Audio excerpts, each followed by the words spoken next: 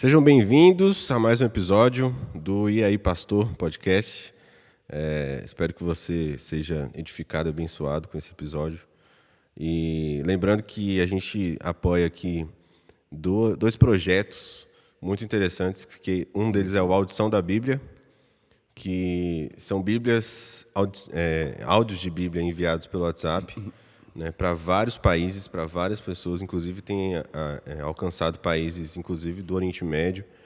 Então, é muito importante você ajudar, né, esse projeto, ajudar seguindo lá o perfil no Instagram, entrando em contato, compartilhando. E também tem o Café com a Palavra, que é um programa devocional, que também é enviado pelo WhatsApp, também postado no YouTube, Instagram, e do pastor Camilato, Carlos Camilato, e o link do perfil do Instagram deles vai estar aqui na descrição. E é isso, né? Vamos começar aqui com o nosso convidado ilustre de hoje, Pastor Lucas. Seja bem-vindo. E aí, Gabs? Eu chamo Gabs, mas é Gabriel, né? E aí, pastor? Muito bom estar aqui. Obrigado. Me conta a sua história aí. Obrigado por estar aqui, sobretudo, né? Por essa proposta de podcast, de contar um pouco da história, dessa perspectiva do ministério, né? De quem nós somos. Sim. E obrigado mesmo, que Deus continue te abençoando. E é um privilégio meu te conhecer, que você tem uma genialidade extraordinária. Que isso, cara. Te admiro, velho. E não é secreto, não, como alguns dizem, né? Admiração secreta. Amor platônico. Pois é, não é secreto, não. Gente, muito obrigado por estar com você aqui, tá? Espero poder compartilhar um pouco da minha história, daquilo que já vivenciei, né? Tenho 31 anos, sou muito novo, não é? E quando eu pensei na ideia da gente falar um pouco da minha história, Gabs, eu falei, eu não posso desconsiderar de quem eu sou, de quando eu me tornei gente, no sentido de ter consciência da infância, da juventude, da adolescência e da juventude, não é? E eu queria começar dizendo que Deus é muito bom. O tempo todo. O tempo todo Deus é bom. Eu falo isso porque a minha história começa quando eu nasci, obviamente, e parece assim, claro, mas o meu nascimento foi um pouco conturbado, porque em 90, quando nasci em fevereiro, dia 7, minha mãe, as condições de vida eram bem desafiadoras. Minha mãe veio para a conquista, conheceu meu pai, mas ela veio para uma cidade que não tinha família nem parente. Uhum. Daí ela teve que se virar, não é? E aí ela acabou conhecendo meu pai, engravidou. E aí eu nasci, quando um ano e meio nascido, né? Quase um ano e meio, meu pai faleceu. Ele faleceu com 21 anos de idade. Nossa. E isso trouxe um baque muito grande, porque minha mãe se viu sozinha, sem condições, sem estrutura familiar, sem autonomia financeira para poder nos criar. Uhum. Tinha eu e meu irmão tinha acabado de nascer. E aí a jornada dela, como mãe solo, sem condições, sem uma qualificação profissional, um emprego, uma estabilidade, ela se virou nesse sentido. E daí eu olho para esse início, e isso é até onde eu soube, né? Isso aí é eu pequenininho, sem noção de nada, vivendo a vida. Então minha mãe foi ralar, trabalhar em todo tipo de trabalho que era oportuno, né? Sim. De trabalho em casa de família. E a gente foi crescendo. Me lembro que quando eu tinha 4 anos para 5 anos, eu me lembro que tinha uma pessoa que ajudava muito nossa família, minha mãe, né? Todo mês ele dava uma ajuda financeira mesmo. Legal.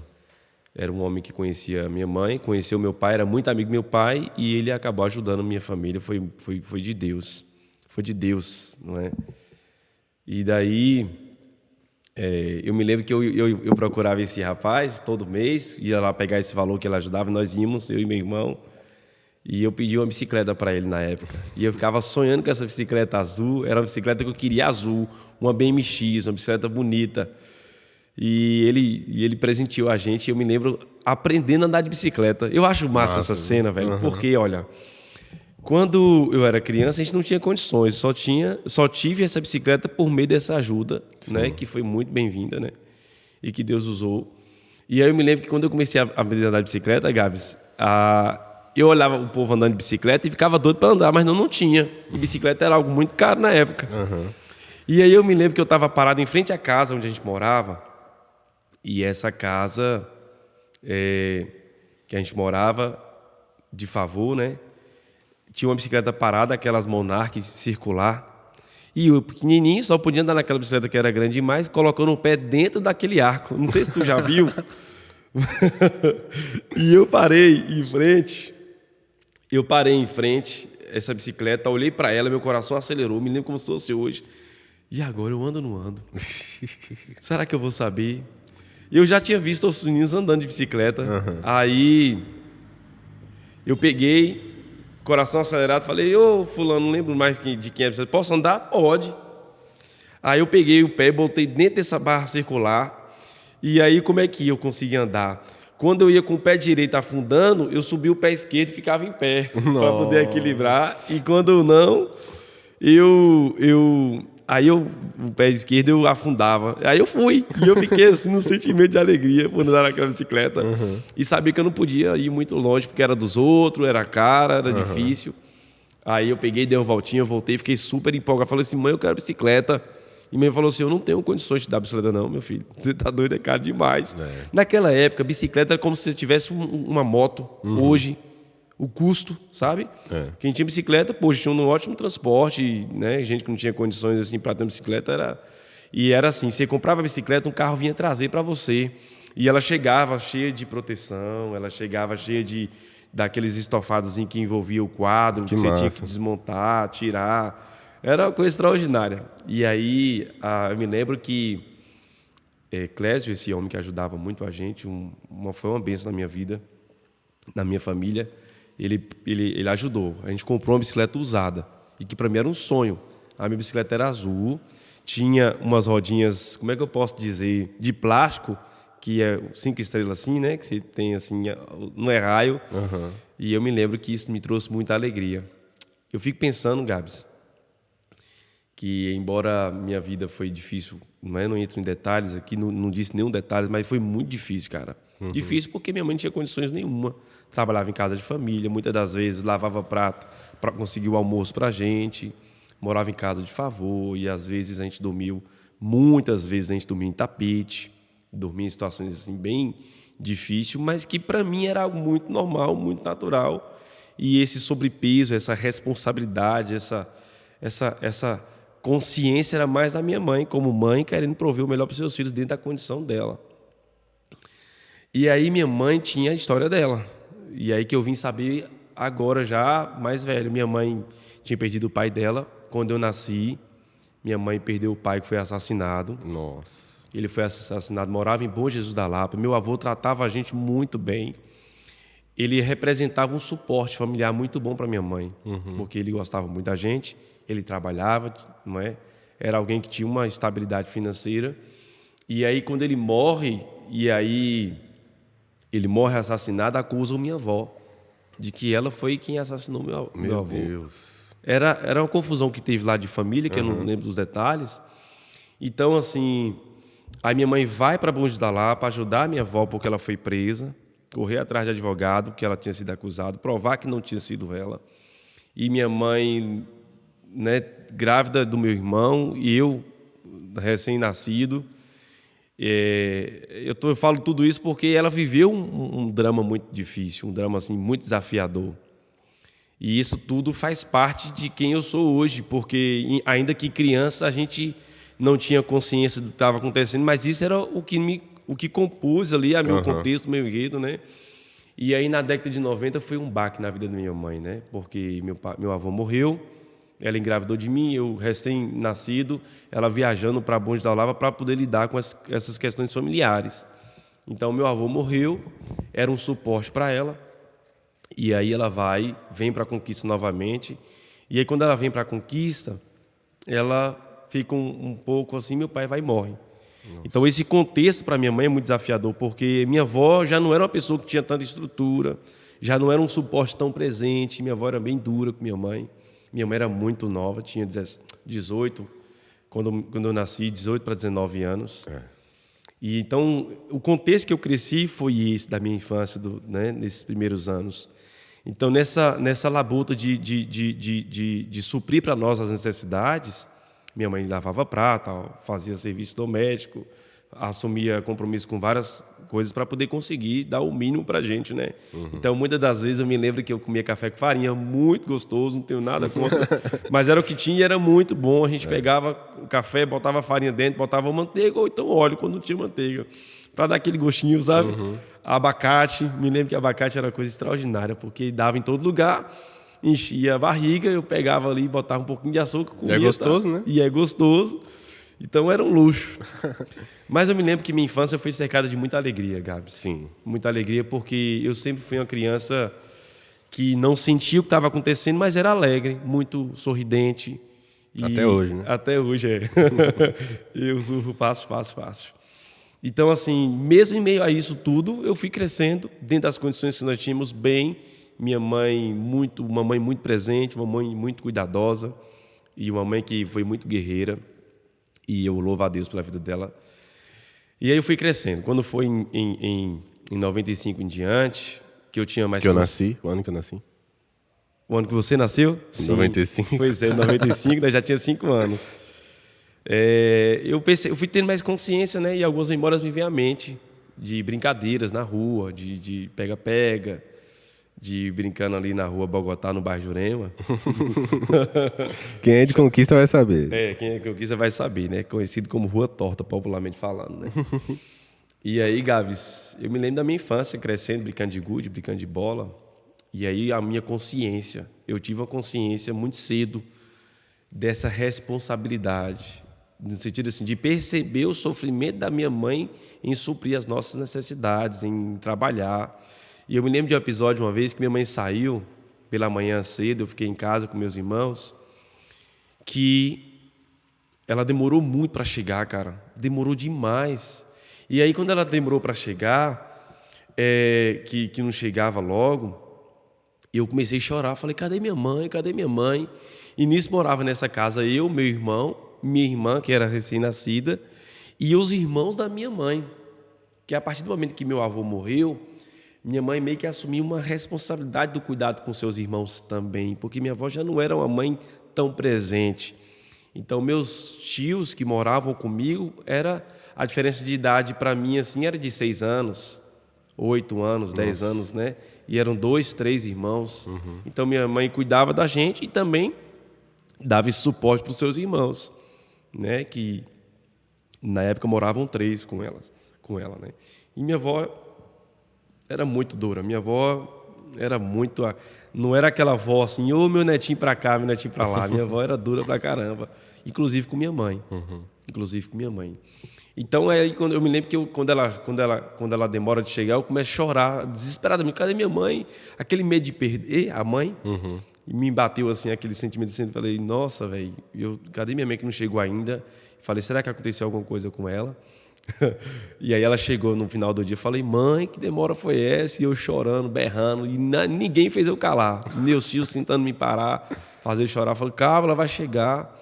Isso me marcou muito na infância, não sei por quê. Porque eu tive um medo de perder minha mãe assim, fora do comum. Até porque minha mãe tinha aquelas falas que muitas mães têm. Um dia, quando eu partir, você vai ver, você vai lá para os 4 cantos e não vai ver. Nessa hora é que vem na cabeça, né? Velho, vem isso. Vem a imagem dela falando, poxa, meu Deus, não valorizei e tal. Velho, é um negócio que as mães faziam, ou ainda faz, eu não sei. Faz. Ainda faz, eu mãe é tudo igual, só muda de endereço. A fábrica das mães é uma série só. E aí, moço, isso me vinha à cabeça, né? Aquela coisa assim, poxa, velho. Aí ela chegava e me dava um alívio. Mas eu me lembro também que tinha alguns lugares que ela pedia que eu não fosse. As Taboas, por exemplo, era um lugar que ela queria que nós não fôssemos, nós íamos. E quando ela descobria que a gente ia, ela buscava a gente de barra de surra. Ixi. E aí, em meio a essa questão das dificuldades da vida, dos sonhos, né? Ainda de criança, de querer um brinquedo que não podia ter, de querer fazer algo que o dinheiro não permitia, que a estrutura familiar não permitia. Eu me lembro que uma vez minha mãe fez compras em um supermercado, que eu não lembro o nome agora, que ela concorreu um prêmio. E aí foi massa, porque ela colocou meu nome nesse bilhete e eu fui sorteado. Minha mãe ganhou uma geladeira. Que massa. Véi, a alegria foi tão grande de ganhar aquela geladeira, porque foi algo extraordinário, foi algo assim, uau! Minha mãe ganhou uma geladeira e foi meu nome que ela colocou, então eu fiquei alegre pra caramba, tinha uns 6 para 7 anos. E ela comprou ela ganhou essa geladeira. Ela já tinha uma, só que aí ela pegou, vendeu, ganhou a grana. E essa grana parece que ela já aproveitou e comprou um fogão pra gente, pra casa, né? E aí eu me lembro que é como se fosse assim, você é um menino sortudo, você é um menino bom, você ganhou. E eu fiquei alegre, falei, poxa, que legal, velho. Uma coisa simples, Gabs. Não, mas né? É uma coisa assim que pra nós teve muito sentido, assim, porque é como se eu estivesse ajudando minha mãe. O celular caiu aqui, Gabs, pega pra mim. Depois você corta favorecendo um aqui. Não, relaxa.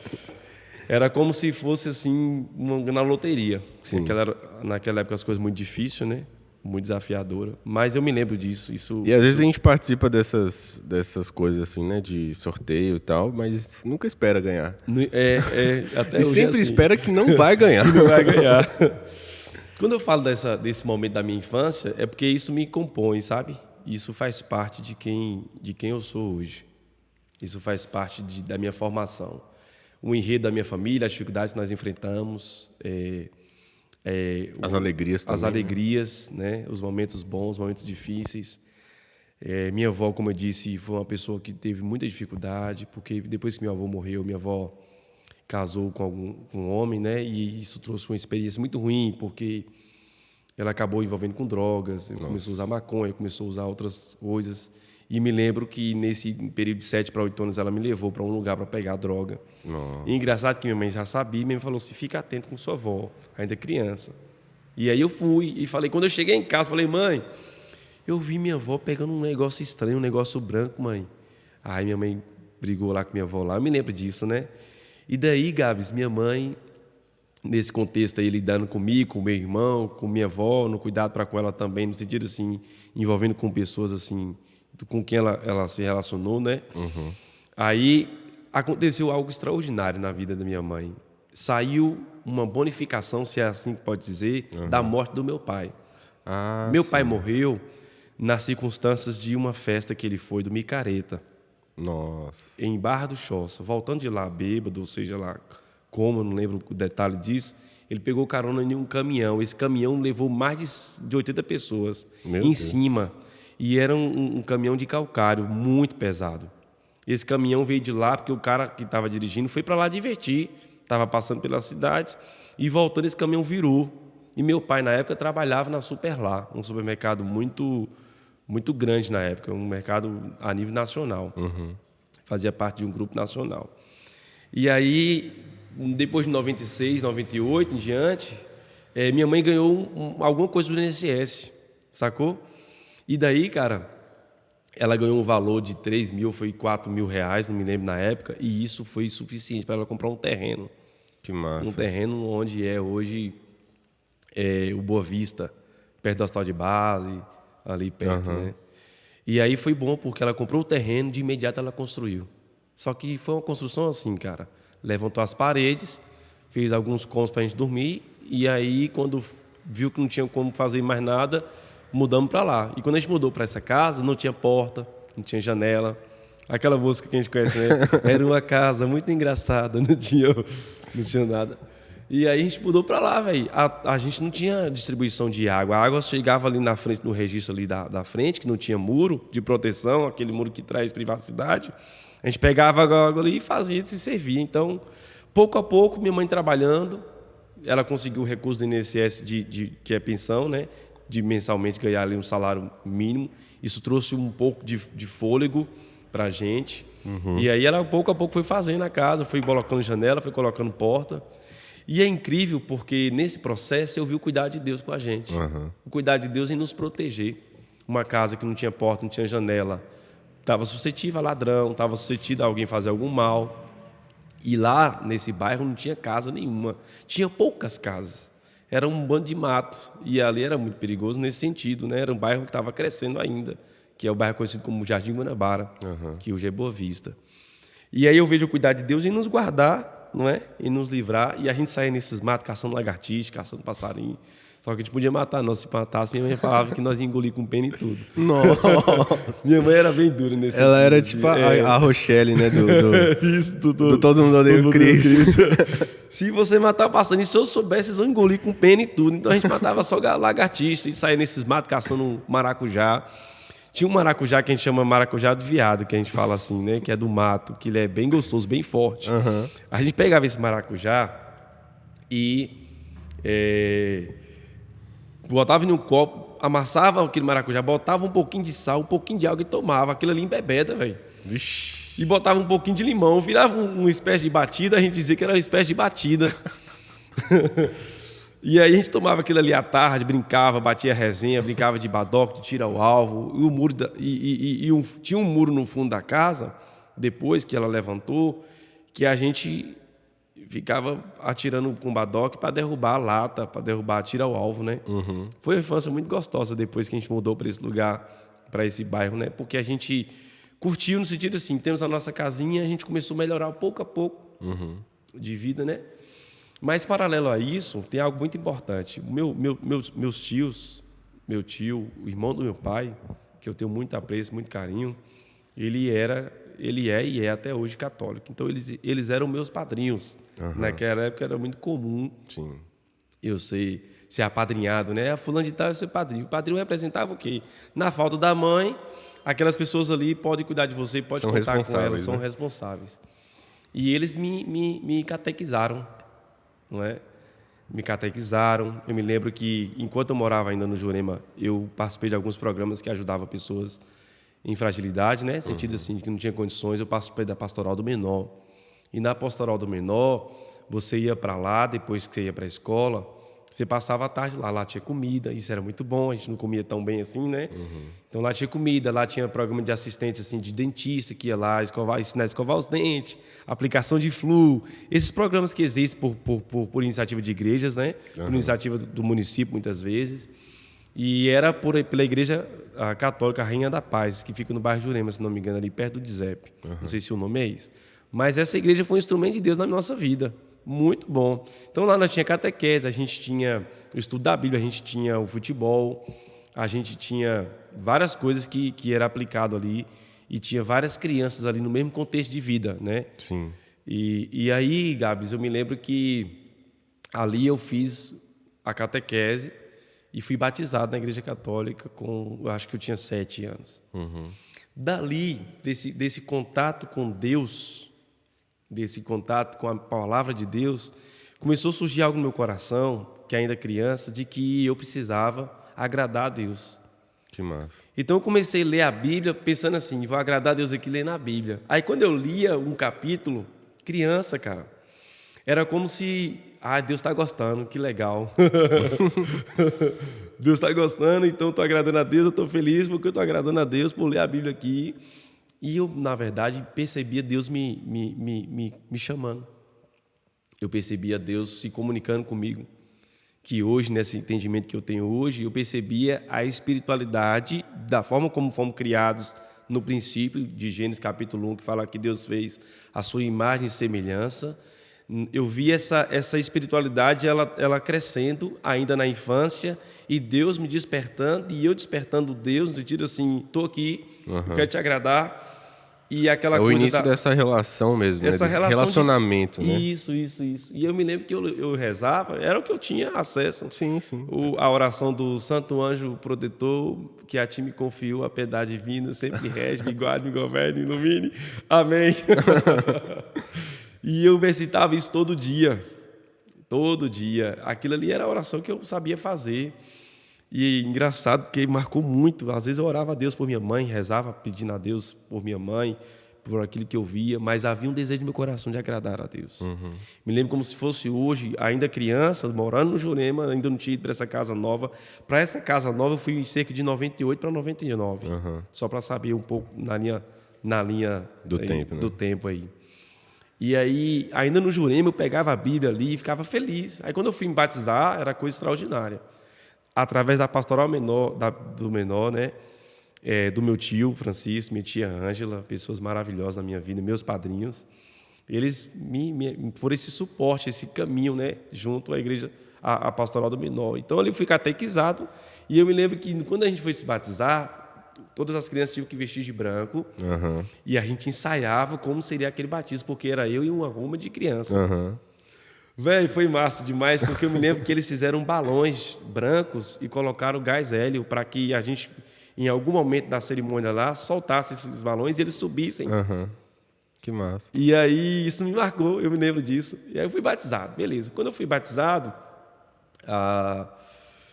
eu fui vivendo essa experiência de ir para a igreja católica, né? Para a igreja. Eu estou falando católica, mas não tem nada a ver. Eu ia para a igreja. E aí eu fui crescendo, fui conhecendo, né?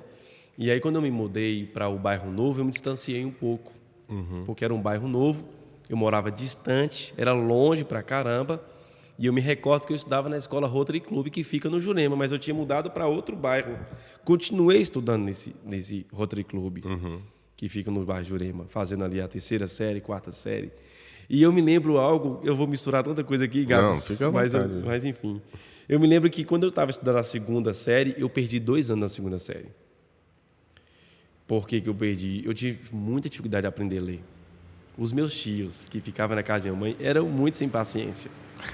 E aí, às vezes que eu ia estudar em casa, de fazer alguma atividade, eles gritavam, às vezes, e isso me bloqueou. De certa forma, eu acho que gerou um bloqueio. Então, eu não avançava. Então, eu fiquei 2 anos parado na 2ª série para tentar aprender a ler. Né? Claro que também tive alguma dificuldade, certamente, né? E aí, velho, depois que eu aprendi a ler, que eu fui para a 3ª série, e que depois eu fui para a 4ª série, me lembro de um episódio da professora Adelaide, uma professora linda, que eu amo ela demais. Ela era cristã, evangélica, vamos assim dizer.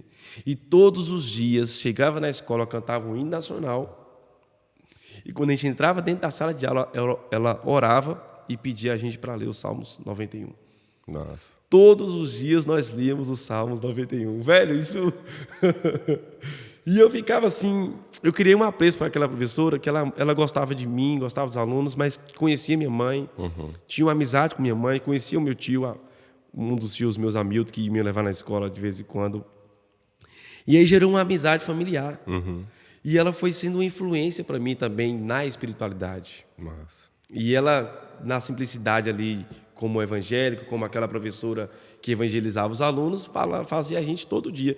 Então, eu gravei o Salmo 191. O senhor, eita, deu um branco aqui agora.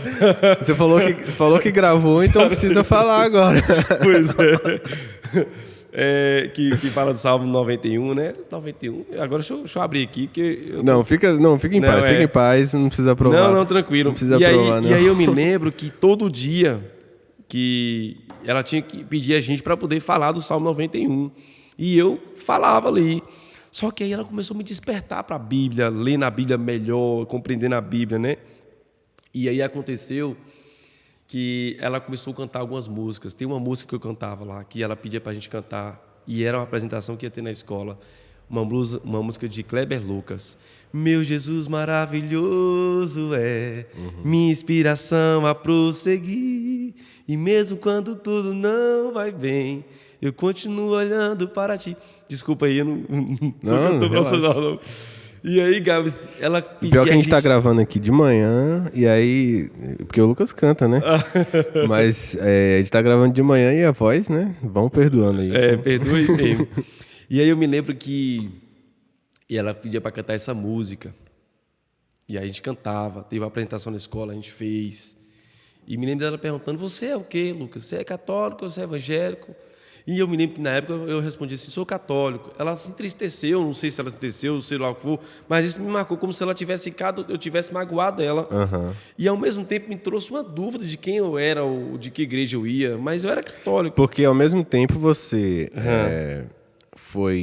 conheceu a Deus, né? Teve o primeiro contato com Deus na igreja católica, mas essa experiência com a professora era uma experiência diferente, nova. Era nova. E ela se identificava como evangélica. Um pouco confusa, né? No sentido e assim, aí, né? aí criou essa confusão, né? Essa dúvida. Poxa, mas então eu sou o quê, né?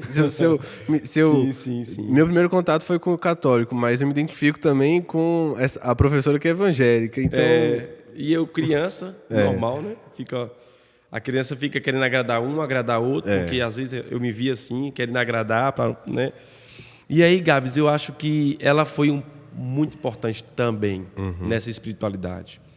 Porque a música falava comigo, essa música Lebe Lucas. Ela me trazia um conhecimento um pouco de Jesus, de Deus, né? Sim.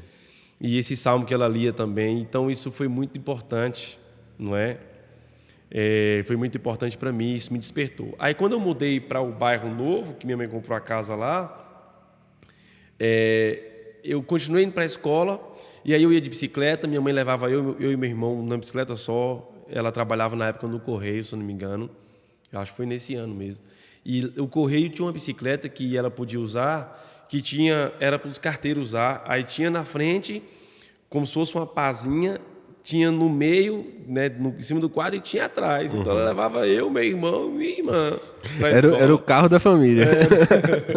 Véi, que loucura, velho. Inclusive, eu já vi uma cena dessa, assim, de um pai ou uma mãe, né? Levando os filhos todos, assim, na bicicleta, porque tem o espaço. Minha mãe, a mulher é fantástica, velho. Eu acredito em mulheres super heroínas, né? Mulheres que... Minha mãe é muito forte. Que ia levando a gente assim, e ia buscar, ia levar. E a experiência da escola de ir para o Rotary Club e voltar. Então é isso. Aí beleza. Quando passou isso, de que eu estudando nessa escola, a professora Adelaide marcou muito, que foi a professora da 4ª série que eu te falei, né? E essa professora, ela continuou depois. Ela parece que abriu uma escola particular. E essa escola, só minha irmã que participou dessa escola. Eu continuei na escola pública junto com meu irmão. E aí minha irmã... Aí por isso que isso gerou uma proximidade ainda maior, não é? Com aquela professora. E ela foi esse instrumento de Deus. Então eu percebi que nesse processo de batismo, fazer catequese, dessa professora, despertou esse lado espiritual. E também Deus me procurando, me chamando. Eu tinha uma convicção que eu não sabia distinguir como eu faço hoje. Isso me marca hoje porque eu vejo Deus vir até mim. Sim. Eu vejo como que Deus vindo até a mim. Porque quando criança, através dos meus tios, tio Francisco, tia Ângela, através da minha professora, e esse desejo meu de agradar a Deus, de fazer a vontade de Deus assim na perspectiva da infância, daquilo ali, e aí eu comecei a perceber que eu precisava tomar cuidado com as coisas que eram erradas, que eram certas. Naquilo conhecimento que eu tinha. Era como se eu tivesse uma consciência de juízo. E eu preciso tomar cuidado aqui para não desagradar a Deus, para não... Essa coisa normal que eu acredito que todo mundo tem. Sim. É algo assim que Deus trabalha com cada um de nós, né?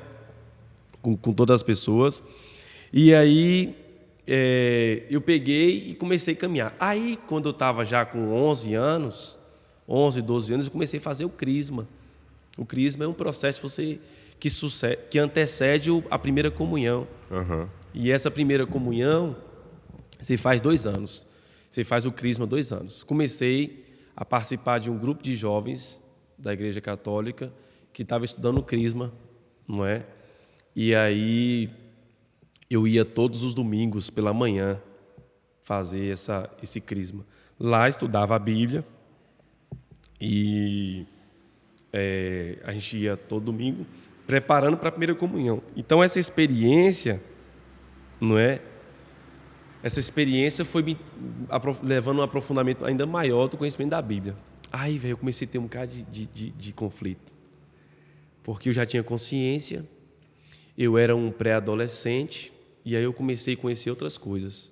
Meus tios já estavam maiores, eles tinham aquela dinâmica da vida de trabalhar, final de semana ir para curtir, ir para um bar, beber. Uma festa. Né? Para uma festa. E eles compartilhavam das experiências de namoro deles. E aí eu ficava curiando, assim, poxa, eu quero ser igual meus tios. Era um referencial. Era o que você tinha para ver, assim, né, como realidade da vida, assim, no cotidiano. A gente acaba também sendo muito influenciado por isso, né? As pessoas que nos rodeiam e é o que a gente vê que elas fazem, verdade, que vão despertar algo, assim, um desejo ou um interesse, sim. Né, na gente. Isso mesmo, você tem razão. Aí eu peguei, e aí eu, nessa adolescência, falei, eu também quero namorar. Meus tios namoram 11 anos, 12 anos de idade, né? Aí eu comecei a sair nos finais de semana para o bairro Jurema, de onde eu tinha crescido, e eu conhecia muita gente lá. Então eu ficava em alguns bares, ia participar de campeonato de futebol, eu ficava assistindo.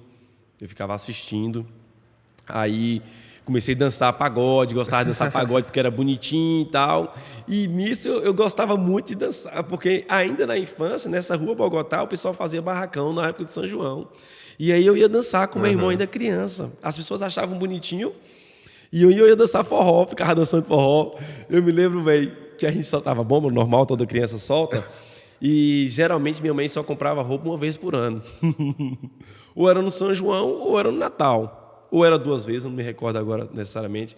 Então, no São João, eu botava roupa nova. Eu fico indo e voltando no tempo, viu? Não, relaxa. Eu botava roupa nova e botava o sapato novo e escolhia o sapato novo. Sabe aquela coisa de criança que vai comprar um sapato, que gosta muito de sapato, mas o sapato ficou grande, mas tu quer aquele?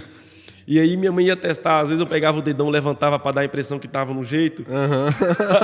E aí eu pegava esse sapato, trazia para casa e botava essa roupa nova, que era a única roupa que a gente comprava no ano. E aí eu ia para esse barracão, dançar forró, soltar bomba, brincar. E eu me lembro que a gente tinha o costume, até hoje a galera tem, de jogar o trax, né, que é o trax que a gente chama, e botar o pé em cima, e estourar e fazer aquele impacto no pé. E eu saía tocando terror. Eu pegava aquelas bombas de R$1, desmontava várias bombas daquela, pegava a pólvora, botava em um saco plástico, botava uma gude, aí virava ali umas 200, 300 gramas de pólvora, botava no saco plástico, pegava esse saco plástico, arrumava no muro. Aí, nesse impacto do muro, a gude gerava uma explosão. Meu Deus. Velho, eu aprontava demais. Lucas era a criança bomba, não era nem um homem bom, era a criança bomba de conquista. E aí eu brincava desse jeito. E quando o povo vinha eu dançando, eu ficava feliz, porque, que bonitinho, ele dança direitinho. Então, toda dança que tinha, eu aprendia. E eu tinha também a menção do meu pai, que minha mãe dizia que meu pai dançava muito. Meu pai participava de festivais de dança, de concurso de dança, que na época era uma dança chamada dança break, que era uma dança bem diferente, assim. Era mais ligado ao hip hop. E ele era muito bom.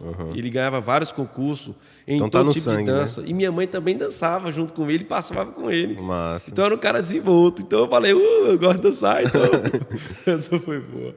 Olha por que eu tô dizendo isso, você vai entender lá na frente, né? Aí eu ia para os bares dançar. Minha mãe proibia veemente que eu e meu irmão bebesse.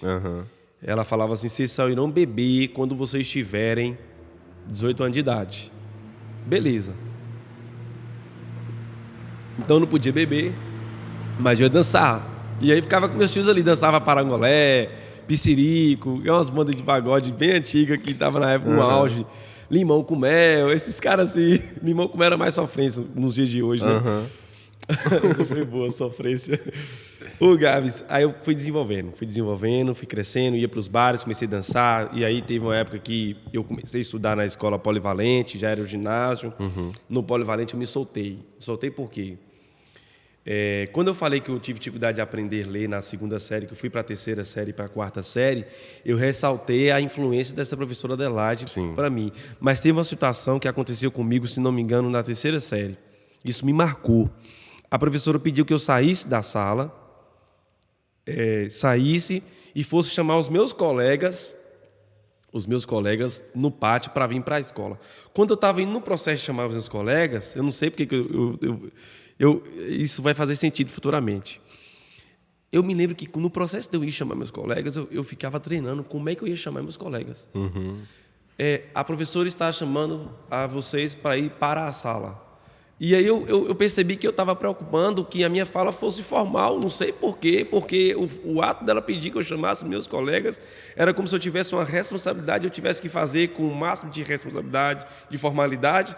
E aí isso me marcou, porque depois que eu fiz isso, que eu chamei meus colegas, aquilo me marcou porque eu fiquei planejando como eu falaria com meus colegas para chamá-los para a sala.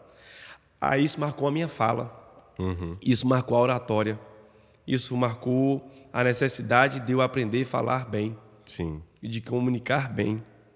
E aí, quando eu fui crescendo, que eu entrei no ginásio, que eu fiz a 5ª série, eu fiz 5ª e 6ª junto. Porque eu perdi 2 anos lá. Para recuperar o prejuízo, tinha um projeto no Polivalente na época. Ainda bem que tinha, né, o projeto. Que era 5ª e 6ª. Você fazia a 5ª série e a 6ª série junto. Para você recuperar o ano perdido lá. Beleza. Eu fiz a quinta e sexta e lá tinha um projeto de você ler toda semana um livro. Massa. Foi massa demais mesmo. Eu não gostava tanto, mas eu aprendi a gostar. E você não só tinha que ler, você tinha que fazer um resumo. Você tinha que fazer um relatório de quem era o autor, do que se tratava, de cada capítulo. Toda semana era um livro, o ano inteiro. E quando chegava na sala de aula, a professora de literatura e língua portuguesa, que era tudo junto, você tinha que ler alguns trechos de livros na sala de aula e tinha um cálculo que você tinha que ler 300 palavras por minuto. Caramba. Era massa, velho, porque eu competia com uma menina chamada Thalita na sala de aula. A menina era muito inteligente, falava muito bem e rápido. Ela conseguia ler, não era ler de qualquer jeito, com pontuação, com pausa, né? Com os acentos, com as vírgulas. Isso me trouxe, na época, um ganho de vocabulário absurdo. Me trouxe uma leitura dinâmica muito boa, uma interpretação de texto muito boa e rápida. E se esse tipo de projeto acontecesse em todos os anos, né? Verdade. Sei lá, tipo, quando começa, por exemplo, na quinta série, né? Que você começa a desenvolver um pouco mais essa questão do conhecimento e ter que fazer resumo e tal. Se isso acontecesse até o final do ensino médio, por exemplo, o pessoal ia entrar na faculdade muito mais... Com a mente muito diferente, né? E muito mais adaptado a essa questão de você ter que ler, ter que fazer resumo, ter que produzir esse conhecimento, né? Porque quando você lê, quando você faz resumo, relatório, fichamento, alguma coisa assim, você produz o conhecimento dentro de você, né? Na sua mente. Melhora a dinâmica de interpretação de texto, de visão de mundo, visão crítica, né? Melhora a forma de se expressar também. E se isso acontecesse em todos os anos ali... Seria muito massa. Pelo menos do ensino médio, nossa, a gente teria pessoas aí que conseguiriam... Muito mais inteligentes, né? No sentido de... conseguir desenvolver mais. Sim, você tem razão. Do que a gente tem hoje. Engraçado, porque nesse ano eu tive que ler, porque a escola exigia, era importante que a gente lesse, né? Eu me lembro de alguns autores como Vitor Grandin, A História do Menino que Soltava Pipa, uma história muito boa, um livro muito bom, me marcou muito. E muitas outras, O Menino que Engoliu um Peixe, um negócio desse assim. Aí isso me ajudou muito a dicção, a fala. Sim. Daí eu comecei na sala de aula a me destacar, porque eu conseguia, junto com essa menina Thalita, falar a leitura de 300 palavras por minuto. Era isso, se eu não me engano. E daí eu melhorei minha dicção, minha fala. E aí eu me lembrei dessa terceira série, eu indo procurar os meus colegas e pensando como eu falaria com eles, que a pessoa estava chamando para a sala. E eu me preocupei de ser formal, uma coisa simples, mas fez diferença para mim. E aí eu fui ligando uma coisa na outra, preocupando, tendo essa sensibilidade de ler melhor, de falar melhor, não é? Aí, Gabs, acabou a quinta e sexta, eu estudava no Polivalente, eu tive muita dificuldade no Polivalente, muitos meninos queriam brigar comigo direto, eu não sei porquê. Eu era muito descolado, conversava com todo mundo, conversava com as meninas, comecei a namorar com uma menina chamada Bárbara na época. E aí alguns meninos ficavam implicando comigo por conta disso, porque, né, enfim. E aí foi massa essa época, eu tinha 12 anos só. Eu só tinha 12 anos, em 2002. Eu só estudei esse ano porque começou gente a me perseguir. Aí eu fui pro Rafael Espínola fazer a 7ª série. No Rafael Espínola eu já tinha mais noção das coisas. Eu tinha 13 anos. Nesse período, Gabs, de 12 para 13 anos, eu comecei a fazer estudo com os TJs. Testemunho de Jeová. Aquele pessoal que vai na porta da gente, às vezes, vai queimar o arroz. Aquele que o pessoal fala da música, né? Do domingo de manhã. Prefiro estar aqui domingo de manhã. Te perturbando. Nada contra, viu, Testemunho de Jeová? Nada contra. É só uma paródia que fizeram aí. E aí, velho, eu recordo que eu comecei a fazer um ano de estudo com ele, só que quando eu comecei a estudar, algumas coisas não se encaixavam para mim. E eu já tinha criado vínculo com essa galera. E agora, como é que eu vou dizer lá? Comecei a desbaratinar eles, comecei a dar fora, dar gelo, com um ano depois que eles me chamaram para fazer o mesmo trabalho nas ruas, aí eu me afastei, saí. Depois eu fui tinha um vizinho meu, da religião candomblé, não sei se se chama assim, que eles fizeram uma roda, não é? Fizeram uma roda na casa deles, uma roda, não sei se chama assim, eu tenho um desconhecimento, me perdoe a ignorância. E que lá eles começaram a tocar os tambores e os orixás ali, não lembro o nome que se dá, começou a possuir o corpo deles. Então, Sim. eles tinham aquela coisa de entrar em transe e de ser visitados e de começar a bater cabeça. Aí eu fui assistir aquilo e falei, ué, que negócio é isso? E aí eu participei uma vez só. Participei e saí. Depois eu comecei a ter estudo com adventista. Aí eu comecei a estudar e tudo. Rapaz, tu rodou, hein? Rodei. Eu rodei. E isso fazendo crisma. Ao mesmo tempo? Fazendo crisma, foi tudo muito misturado, assim. Fazendo crisma e continuando no crisma e tal. Rapaz, e essa cabecinha aí? Pois é, velho, virou uma bola de neve, uma bagunça, velho. Olha, eu não sei não, viu? Foi Deus mesmo assim. Aí, beleza. Até então, eu não tinha uma sede absurda de Deus. Eu tinha curiosidade. Eu queria conhecer Deus, mas é aquela coisa assim, na ignorância. O que me via, eu queria. Aí fiz alguns estudos mas na verdade, eu atropelei um pouquinho, porque comecei a fazer estudo com adventista depois que eu tinha aceitado a Jesus, que ainda vou tratar desse episódio ainda. Aceitado assim, tido essa proposta, você crê em Jesus, eu vou explicar isso posteriormente. Aí numa igreja evangélica ou algo assim, né? E que não foi nem na igreja. Beleza. Então tá.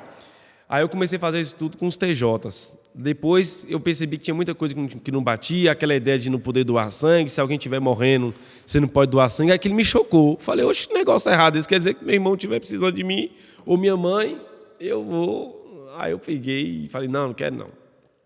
Aí eu saí. Esse pessoal ficou me insistindo aí por um tempo, não é? E aí passou. Depois disso,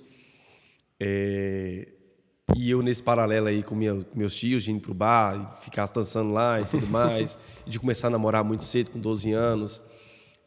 Depois eu comecei a namorar com uma outra menina no Jurema, e aí eu ia para esse Jurema vê-la, minha mãe determinava o horário de eu voltar, se não voltasse não deixava ir no próximo fim de semana, e minha vida foi com base nisso, né? E aí eu me lembro que teve uma ocasião, Gabs, que uma amiga da minha mãe, do trabalho dela no Correios, Marlúcia, mulher de Deus, pediu que fizesse um culto na casa da minha mãe. Aí, quando ela pediu, minha mãe disse que podia ir, era, se eu não me engano, no meio da semana, uma terça ou quinta-feira. Ela foi, aí eu lembro que quando minha mãe falou, Lucas, vai vir um pessoal aqui de uma igreja fazer um culto aqui, meu filho. Eu com meu irmão, né, falou com meus irmãos, e eu quero que vocês participem. Aí eu falei, mãe, não quero participar não, mãe, você me perdoe. Meu filho, eu falei, não, quero ficar aqui. Aí eu inventei que estava com dor de cabeça, mentindo, para não participar daquele culto, porque eu falei, eu já sou católico, eu já estou bem resolvido, estou fazendo crisma, aí beleza. Essa Marluz foi, eu falei, aí minha mãe falou, meu filho, você vai fazer eu passar vergonha.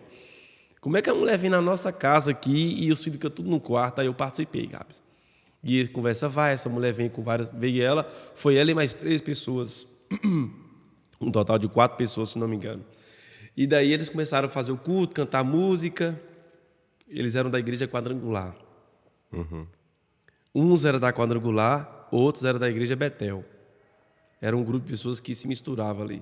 Era como se fosse um projeto de várias pessoas, de várias igrejas que se juntavam para ir nas casas fazer culto evangelizando, sacou? Nossa. E aí eles foram lá. Eu lembro de Marlúcio, lembro de Antônio, que ele era da Betel, e Marlúcio da quadrangular. Aí lá nesse dia eles fizeram apelo, e eu aceitei a Jesus naquele dia.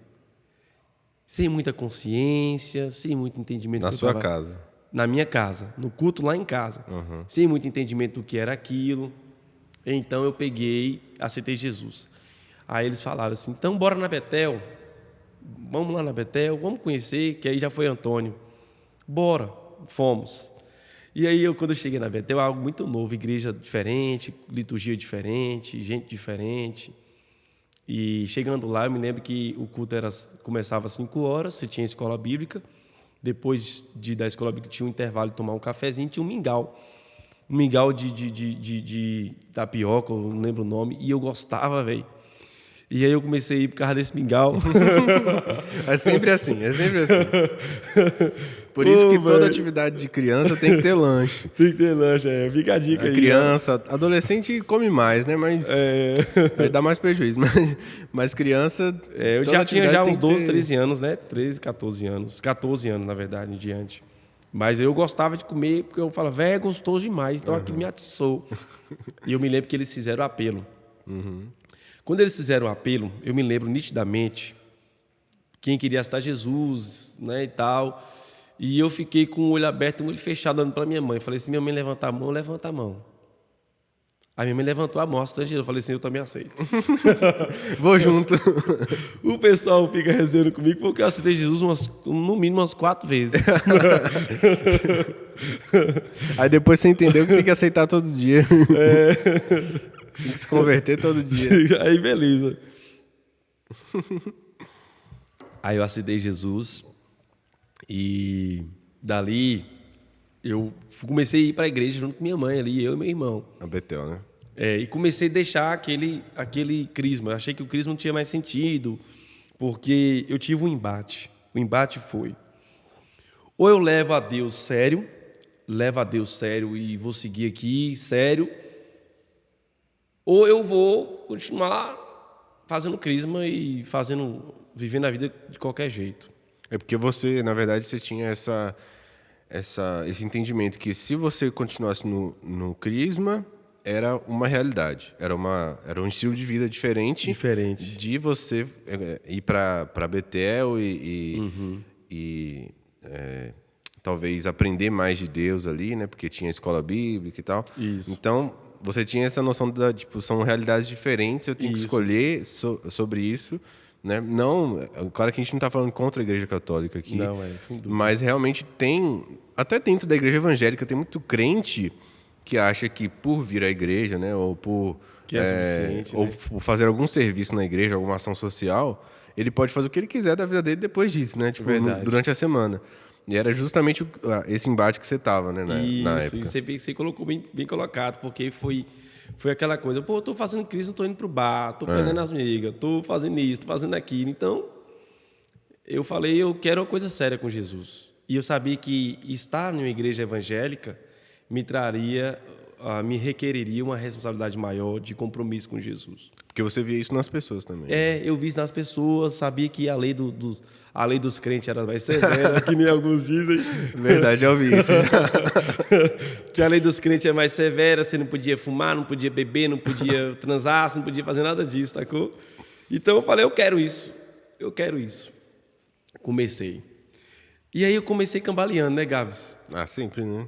E aí eu fui para a igreja, mas eu me lembro que eu, meu irmão e meu primo, que morava comigo, meu primo Jefferson, que eu chamo de Gel, nós ficava assim, doido para sair para esses bar, para poder ficar com as meninas. E nós, de certa forma, ficava querendo tirar vantagem, quem ficava com mais meninas, essas coisas de adolescente. Competindo. E eu disse para eles, velho, é o seguinte, eu aceitei Jesus, estou indo na igreja, mas uma coisa eu não vou deixar de fazer, não. É de pegar as meninas desse jeito, moço. Eu me lembro como se fosse hoje, a gente caminhando na rua ali, perto da quadra do Jurema, que o Jurema era o point. Sim. Era o bairro badalado da nossa experiência E aí, velho, eu me lembro disso com clareza. E na época, era uma dicotomia tão grande do que fazer e do que não fazer, que na casa da minha mãe era assim. Eu e meu irmão e Jefferson tinham obrigações. Lavar os pratos, arrumar a casa e fazer o almoço. Porque minha mãe trabalhava, né? E nem sempre... Ela ensinou a gente a cozinhar com 11 anos de idade. E eu fico indo e voltando, né? Não, uma loucura isso aqui, gente. Não endoida, não. Mas é sempre assim. Contar a história é sempre... É sempre indo e voltando, né? E aí, Gabs, eu me lembro que a gente... tinha uma lei entre eu e meu irmão e meu primo. Quem ligasse o som primeiro tinha o direito de ouvir o que quisesse. E os outros eram obrigados. Velho, aí quando eu me converti, agora eu só vou ouvir música gospel. Vixe, aí começou a briga. Eles não queriam ouvir música gospel. Começou a briga. Então eu me lembro que às vezes quando a gente acordava, já ia logo ligava o som. Epa, eu liguei o som, eu tenho o direito do som. Que loucura, velho. E aí eles tinham que ouvir o que eu queria, só que eu gostava de música pra caramba, velho. Eu comecei a ouvir música, eu ouvia Evanescence, Charlie Brown Jr., Linkin Park, U2.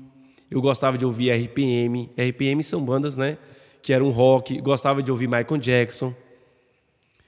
E aí eu falei... E nesse processo que eu fui para quinta e sexta, com 12 anos de idade, no Polivalente, eu ouvia muita música. Era coisa da adolescência, aquela coisa de pop rock, malhação, aquelas músicas de malhação. Então eu ouvia muita música. E eles também gostavam dessas músicas. E as músicas do final de semana eram as bandas de Paragualé, Pissirico, no Codregum e tal. E eu ficava ouvindo essas músicas para poder aprender a dançar, mas eu gostava de pop rock. Legião Urbana, Titãs, Engenheiros da Havaí, essa galera. E isso foi muito difícil para mim, quando eu me converti, porque eu gostava das músicas. E eu me lembro uma vez sendo confrontado assim pela realidade da igreja evangélica, não pode ouvir música do mundão não, pode ouvir música do mundão não. E eu falei, poxa, velho, eu me lembro que eu acho que eu quase chorei, porque eu não podia mais ouvir Evanescence, Linkin Park, gostava demais. Beat, né? E eu falei, poxa, vou deixar de ouvir essas músicas tudo. Aí, enfrentando a luta e dentro de casa, para quem ligasse o som primeiro, tinha o direito de ouvir a música que quisesse. Que bobagem, que bobagem. Mas era novo na fé, caminhando ali. E era aquele momento que eu estava vivendo muito importante, inclusive. Sim, né? sim. Cada fase tem sua importância. Olhando hoje, com a mentalidade que eu tenho, isso era muito bobo. Mas naquela época era importante. Sim. Então eu comecei a disputar com meus irmãos. E aí todo dia era isso. Enfim. Aí teve uma música que marcou muito nesse processo meu, Gabs. Uma música de Nívia Soares, que ela fala assim, que não passe de mim o tempo da tua visitação. Quero abrir a porta adorando o teu nome, pois o que eu mais quero é ser visitado por tua glória. Estabelece o teu trono sobre essa geração, Espírito Santo de Deus. Esqueci a letra agora. Desce sobre mim como um vento impetuoso, ó vem, vivifica-me. Velho, eu me lembro como se fosse hoje, eu ouvindo o som lá em casa, das vezes que não podia ligar o som porque era de noite, ouvindo essa música baixinho e repetindo essa música. E havia um trabalhar de Deus na minha vida, Gabs, absurdo, velho. Porque eu estava tendo uma sede de Deus tão grande. E esse CD da Nívia é incrível. É incrível, porque mexeu comigo essa música. É como se minha alma estivesse clamando, eu quero mais de Deus, eu quero mais de Deus. Eu lembro com isso com tanta alegria. Foi uma experiência extraordinária, porque Deus foi se revelando para mim mais ainda. Deus começou lá na infância. Eu não digo que Deus me visitou única e exclusivamente quando a mulher foi na minha casa. Não. Deus começou a falar comigo lá na Igreja Católica. Deus também está na Igreja Católica. É porque, Deus na também age verdade, lá. Deus está em tudo, né? Justamente. Deus está em tudo, assim. Então, Ele está sempre encontrando uma forma, né, de nos chamar, de nos atrair, de se revelar. Então, às vezes a gente não entende no momento, mas depois a gente acaba vendo que Deus está em tudo e sempre esteve em tudo. Justamente. Né? Sempre esteve em tudo, e cuidando, e guardando. Na teologia há uma confusão da eleição, predestinação, para o livre-arbítrio, né? Mas, enfim, a gente olha para a minha história, o Filho de Deus me escolheu. E há um texto que eu acho massa, que diz em Efésios capítulo 1, versículo 4, que ele fala bem assim, porquanto Deus nos escolheu antes da fundação do mundo, né? E o texto fala assim, para sermos santos e irrepreensíveis em sua presença. E aí, quando eu ouvi essa música, eu ficava assim, olha Deus, eu quero te conhecer, eu quero ser cheio do Espírito Santo, eu quero viver experiências novas com o Senhor. E eu ficava repetindo essa música, ficava repetindo. Depois fui conhecendo outras músicas na época, né?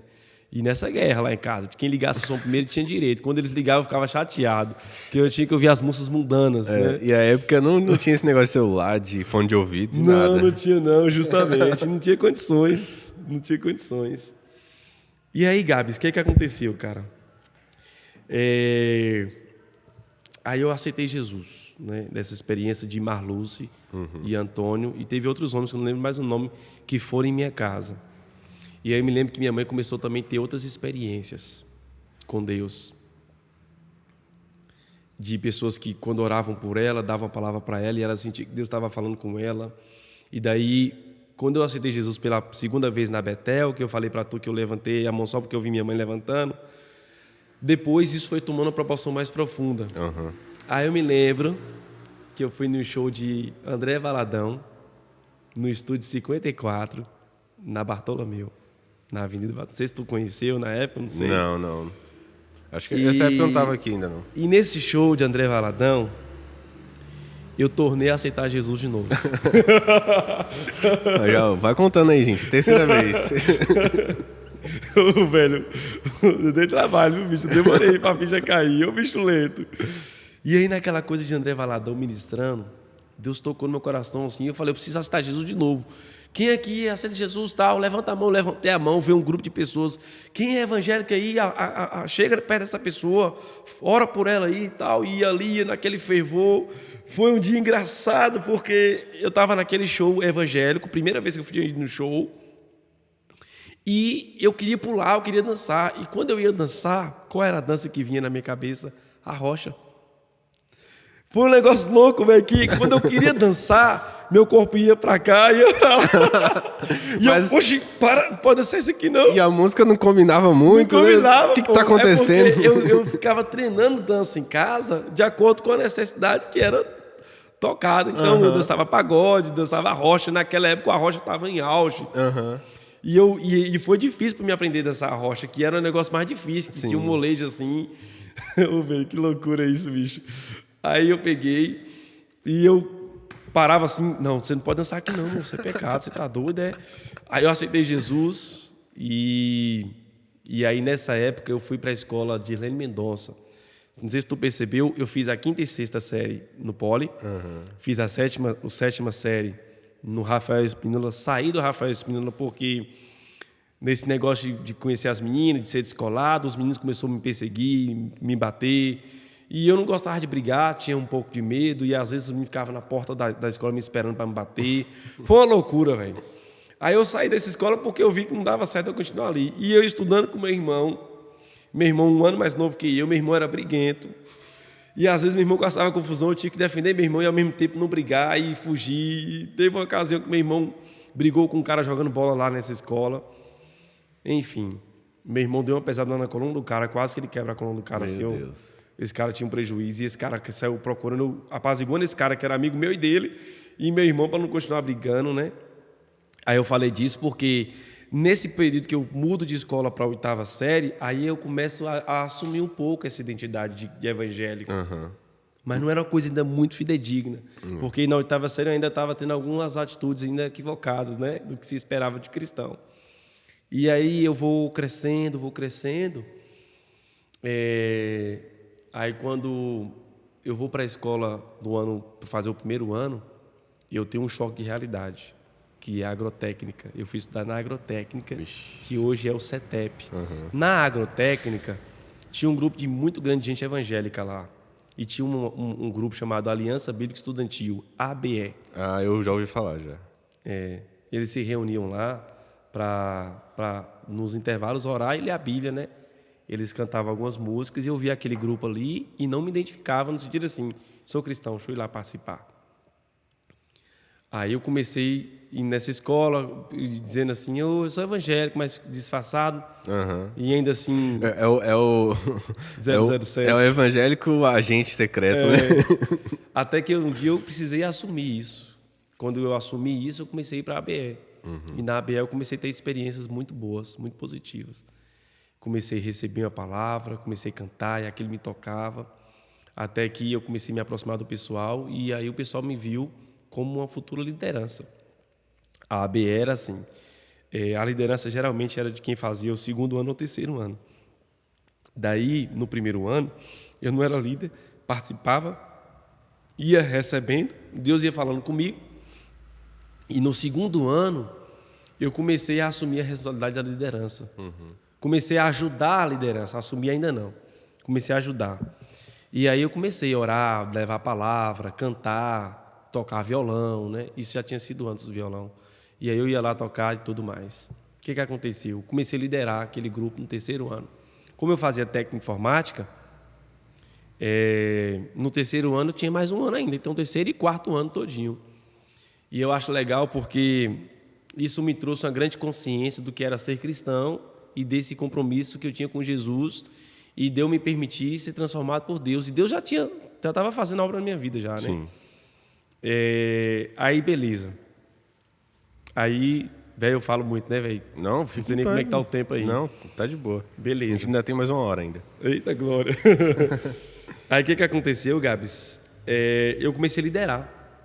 E eu percebi que eu tinha um dom de pregar, de falar. Tinha um cara chamado Peter, que ele virou para mim assim, velho, um dia tu vai ser um vereador, um prefeito. Porque você fala bem, você argumenta. Lembra que eu te falei que eu me atentei para o processo de leitura? Sim, sim. Que eu melhorei minha fala, minha dicção? Depois que eu fui estudando, eu passei em cada ano em uma escola diferente, todos os trabalhos que eu apresentava muito bem. Uhum. Entendeu? E eu passei a dar atenção para isso indiretamente, mas eu tinha uma preocupação de falar bem em público. Você desenvolveu essa habilidade. Eu me né? desenvolvi de falar bem em público, de improvisar, de apresentar os seminários bem apresentado. E aí, meio que quando eu tinha o trabalho de escola, a galera queria fazer comigo, porque eu me virava bem. E eu tinha uma facilidade de improvisar absurda. Uhum. Então, eu tinha uma leitura rápida das coisas, pegava um assunto rápido e conseguia falar desse assunto sem precisar estudar muito. Então, às vezes, eu até me embromava os professores. Enchia linguiça, né? É o que o povo fala. Às vezes eu enchia linguiça, os professores maravilhavam comigo, porque eu falava de coisas assim que eram incomum para alguém daquela idade, mas enchendo linguiça e, ao mesmo tempo, trazendo aquele conteúdo que eu li. Eu tinha facilidade e tenho. Eu leio um texto aqui, rapidamente eu extraio o conteúdo desse texto e consigo falar desse texto rapidamente, assim. Até hoje eu tenho essa facilidade, né? Mas não me apoio nisso, porque é complicado, né? A chance de falar besteira é muito grande, né? É muito grande, precisa ter profundidade. Saber o que está falando. Aí na BE, pregando, comecei a desenvolver a oratória. Esse colega virou para mim e falou isso. Apresentei algumas peças. E aí na igreja Betel, ainda na Betel, quando eu me converti, eu fui na Betel algumas vezes e depois Marlúcio me chamou para ir para o Quadrangular. Passei o final de semana na casa de Marlúcio, sexta, sábado e domingo. Foi muito bom. Conheci os filhos dela, Samuel e Paulinho, homens, meninos de Deus. Samuel tocava bateria, muito bem, por sinal. E ali eu me envolvi com a música. Falei, que experiência gostosa. Foi um final de semana mágico, muito gostoso. O pastor pregando, eu recebendo, Deus falando. E eu vivendo aquela experiência com a família de Marlúcio. Uma igreja diferente. Uma igreja diferente, da Quadrangular, né, daquela principal, acho que é a primeira. E Deus trabalhando comigo, falou, eu quero isso para minha vida, tá? Aí quando eu voltei para ir continuando indo da Betel, que eu fiquei lá com minha mãe, que Antônio pegava a gente e levava para a igreja. E eu gostava do mingau, como eu já disse, né, e tudo. Eu comecei a fazer parte do Ministério de Dança da Igreja Betel. Dançar gospel, você pode dizer assim. Dança gospel, né? Dança gospel. E eu me lembro que uma vez eu me vi na situação que a Jéssica, a filha do pastor, queria que nós criássemos uma coreografia para uma música. Eu nunca tinha criado uma coreografia, eu só sabia dançar as músicas do mundão, mas não sabia criar. E aí eu fui criando. Depois eu vi que eu não me encaixei muito na Igreja de Betel. Comecei a procurar outras igrejas. Conheci um amigo que foi muito fundamental na minha vida, Gustavo, né? Que já era cristão desde a infância. E ele, eu conheci ele no ponto de ônibus. Nesse processo que eu conheci ele estudava na agrotécnica. Então a gente acabou criando amizade a partir daí. Desde o primeiro ano, ele já estava no segundo, terceiro ano já. Aí eu criei uma amizade e comecei a orar com ele. Comecei a estudar a Bíblia junto com ele. Comecei a criar uma amizade com ele natural, que nós buscávamos Deus juntos. Nossa. Ele era da Maranata e eu da Betel. Era assim, eu não era batizado ainda não tinha batizado de novo ainda não. Era necessário me batizar de novo, né? Não tinha muita consciência, nenhuma consciência do batismo, então não fez sentido isso para mim. Por isso eu precisava batizar de novo. Então, quando eu estava na Betel, que eu não me encontrei ali no meio dos jovens, que não consegui me identificar, eu falei, eu tenho que sair. Aí, junto com o Gustavo, esse amigão que a gente já orava junto, já lia a Bíblia junto, e batia resenha junto, saía para, né? Nesse contexto aí, eu peguei e comecei a procurar igrejas com o Gustavo. Foi quando eu comecei a fazer o estudo com a Adventista também. Quando eu fui também na Maranata junto com ele, que eu estava na dúvida se eu ia para a Maranata ou não. Tinha um outro amigo chamado Gabriel também, seu xará. E daí, por final, eu conheci várias igrejas. Fomos em várias igrejas da nossa cidade. Porque Gustavo também queria mudar de igreja. Tinha um primo dele também chamado Léo, que era de Peniel. Léo já era um cara bem desenvolvido, né? E ele chamou o Gustavo, eu fui também, conheci Léo, a gente criou uma amizade muito gostosa. Aconteceu tanta coisa, né, através dessa amizade muito boa. Aí eu conheci Pinhel e fiquei em Pinhel. Lá em Pinhel tinha mobilização com os jovens, tinha trabalho da UMIP, que era de missões, que hoje é o Oxente, que depois se tornou o Oxente, e que fazia impacto evangelístico, tinha escola de férias. E me encontrei. Quando eu cheguei lá, assim que eu cheguei, pouco tempo depois, em 2006, dia 23 de novembro, eu me batizei. O pastor Josean me batizou. Massa. Dali eu fui crescendo. O pessoal soube que eu tinha facilidade com tecnologia, porque com 14 anos eu fiz curso de informática básica. Nessa mesma escola eu me tornei professor de informática básica. Depois eu fiz o curso técnico de informática na escola agrotécnica, né? Daí isso me deu um know-how para poder operar o data show da igreja. Bom demais. Aí os irmãos, quando eu cheguei na igreja, eu lembro que Walter Cury, um irmão da Peniel, sabendo que eu tinha aptidão para isso, esse menino aqui sabe mexer com informática, bota ele no data show. E sabe o que é legal? Porque assim, eu lembro de São Paulo que Sim. eu lembro na igreja que meu pai era pastor lá, né? A primeira igreja assim que eu realmente tive contato, a gente tinha primeiro o retroprojetor, né? Sim. Que é uma coisa mais assim, simples, né? É verdade. Qualquer um opera o retroprojetor. Isso mesmo. Aí quando mudou para o projetor Data né? Show o e Data notebook, Show, né? o desktop. Você precisa de um notebook, precisa de um computador, né? Aliado àquilo ali para você usar. Aí deu um salto, assim, né? Aí começou a peneirar quem é que conseguiria operar aquilo. Muito novo, né? sistema operacional. É. Velho, me deu uma nostalgia tão grande agora, velho. Porque a Pinhel já chegou a usar esse tipo de não sei se o nome agora retroprojetor, né? Você bota um papel transparente, com uma letra escrita, ele projeta ali, né? A Pinhel usava, mas na época era um notebook, sempre Toshiba, se não me engano. Velho assim, na época era muito bom. Hoje eu digo velho, mas... E um data show. E eu comecei. Todos os cultos eu estava lá no data show. Quarta, domingo de manhã, domingo de noite... Todos os cultos, era eu o responsável. Tinha outras pessoas, mas aí eu cheguei, eu acabei ocupando aí de ficar todos os cultos. Então, me lembro que eu fiquei ali. Então, foi muito bom ter trabalhado no Data Show. Foi onde eu comecei dentro da igreja trabalhando. E depois eu comecei a trabalhar nos meus ministérios, claro. Música, louvor, não é?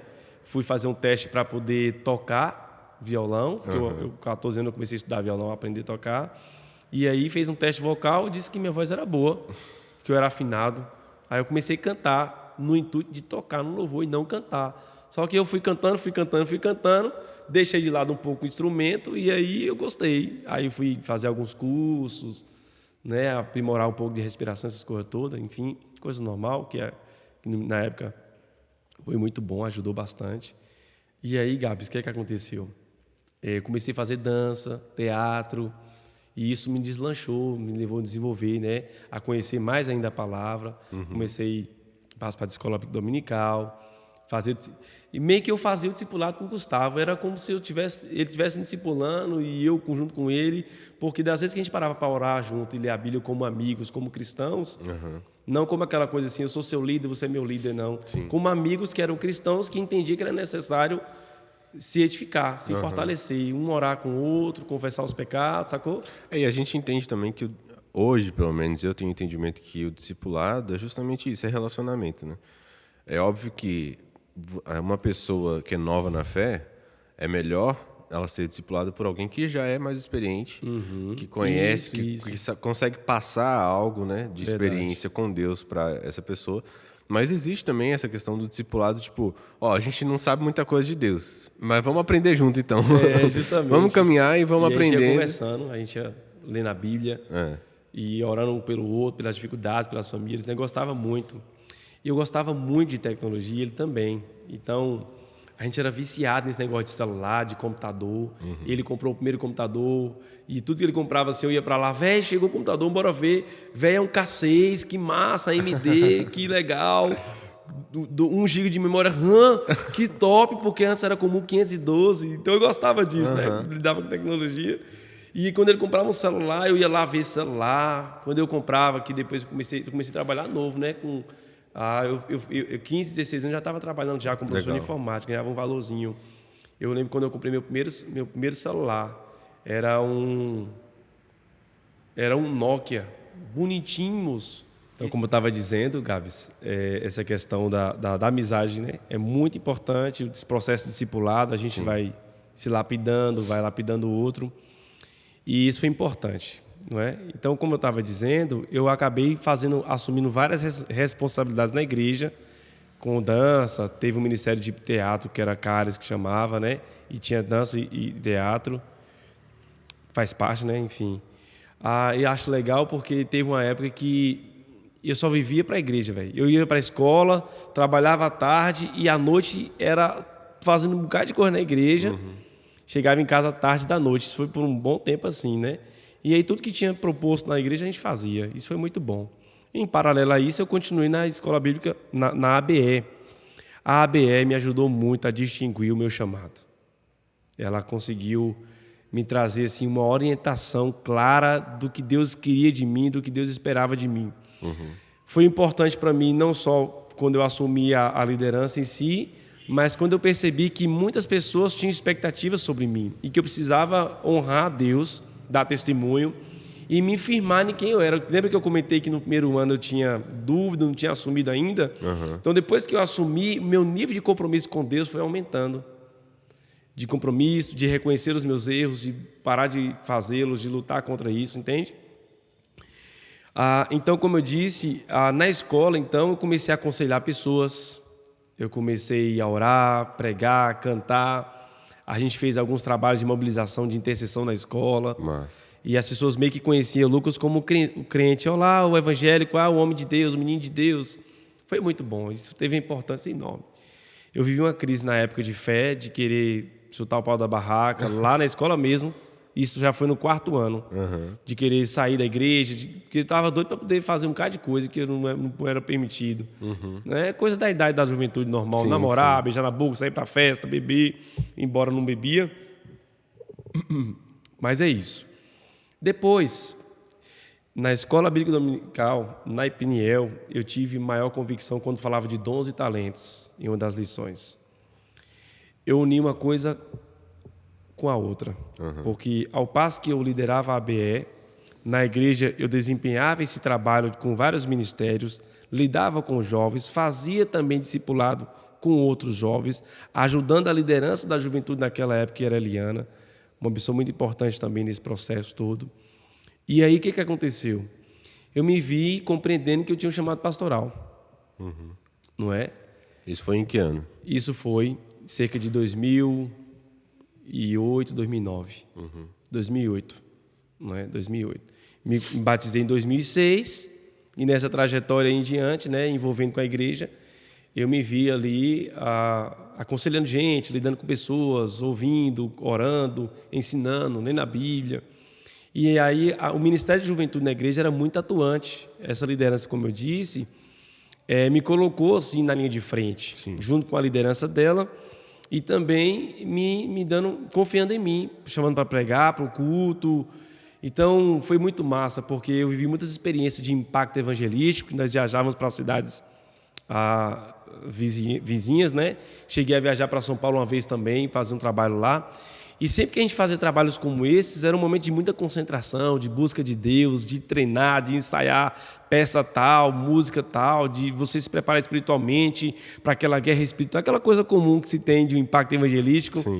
E eu me lembro disso, que isso tudo foi muito bom, não vou falar dos detalhes aqui, que me edificou, me fortaleceu, me trouxe aprendizado, me fez crescer. Aí quando eu estava chegando perto de terminar o ensino médio, eu tinha uma dúvida, fazer faculdade de ciência da computação ou o quê? Ou teologia? Para onde eu vou? E isso foi já em 2010. 2009 para 2010. Eu terminei o ensino médio em 2009. Né? Foram 4 anos, eu já estava com 19 anos, e eu pensando, Deus, o que é que eu vou fazer? Eu sei que eu tenho um chamado. Era muito nítido. Várias pessoas levantavam e diziam assim, você vai ser pastor, você vai ser pastor. Assim, nunca foi algo que eu quis. Assim, eu quero ser pastor porque é bonitinho. Mas aquilo que eu ia fazendo era como se fosse corroborando, era uma grande conspiração da vida, de Deus por trás, o autor e consumador de todas as coisas, ia me levando para isso, né?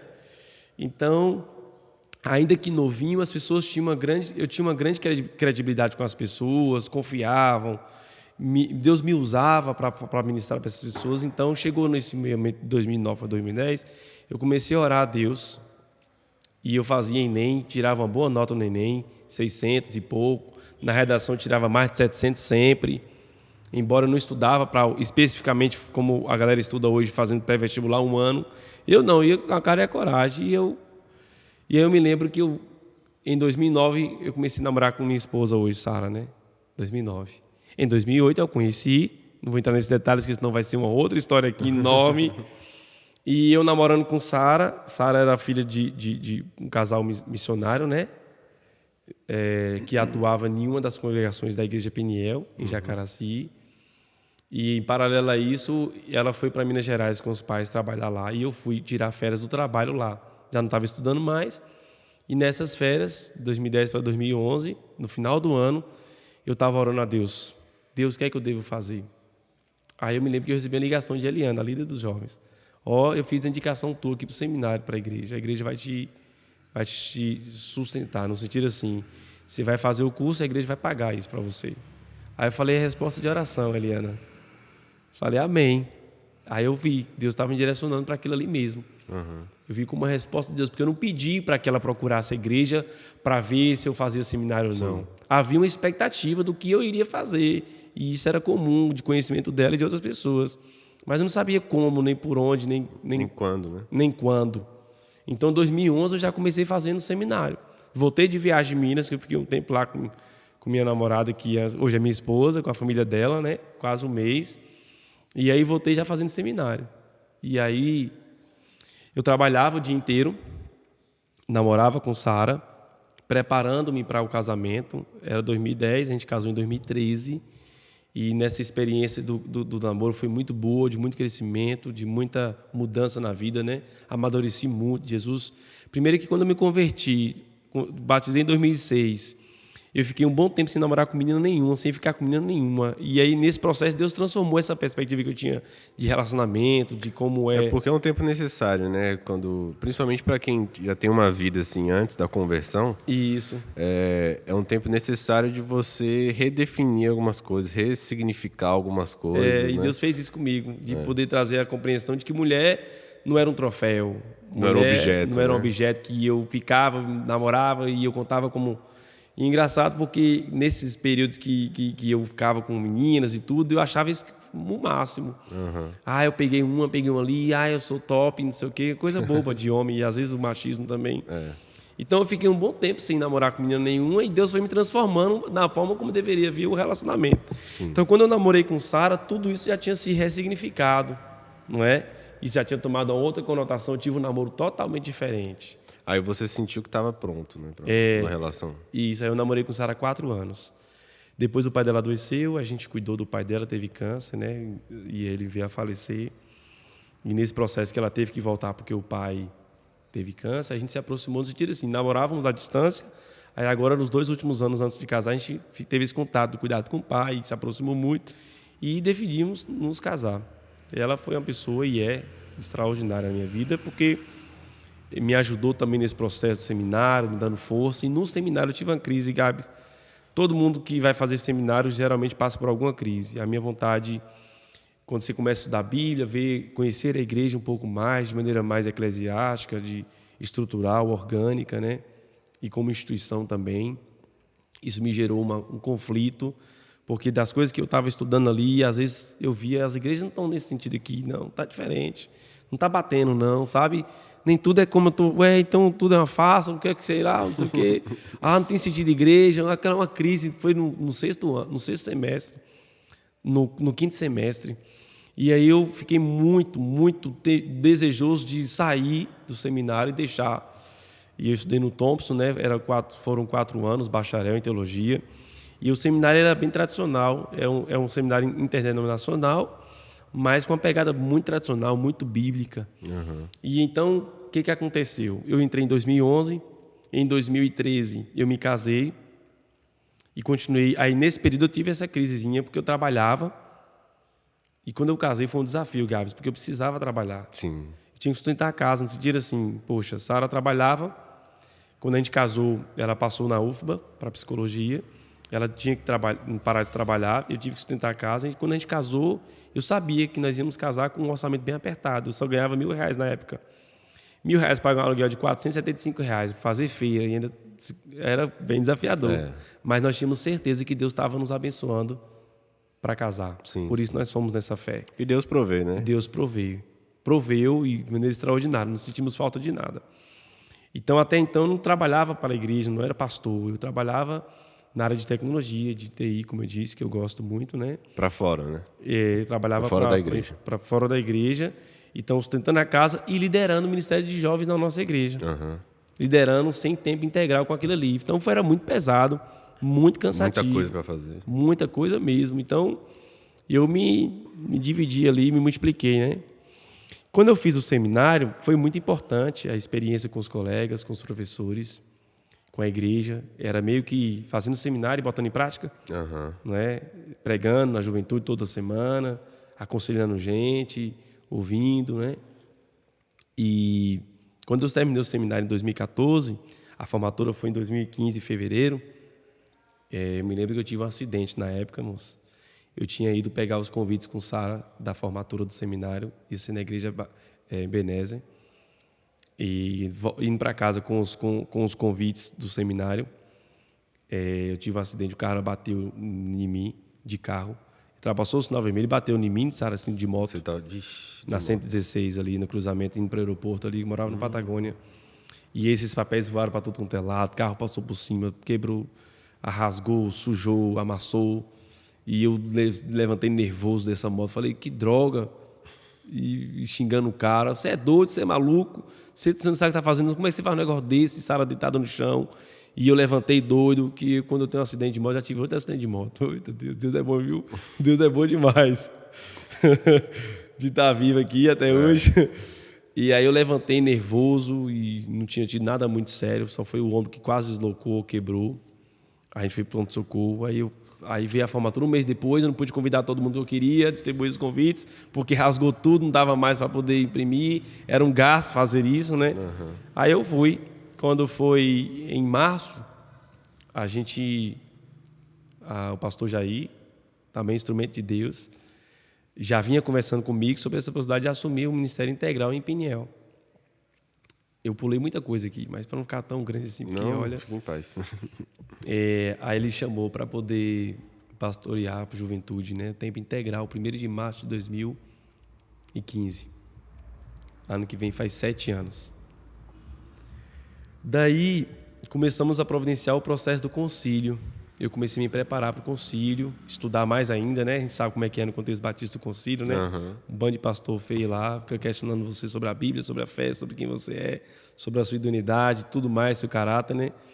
Aí, quando foi em maio, a gente fez, no finalzinho, dia 17 de maio, a gente fez o concílio. Aí eu passei aos trancos e barrancos, deu certo. Fizeram algumas ressalvas, sempre fazem. E dia 6 de junho eu fui consagrado ao Ministério Pastoral.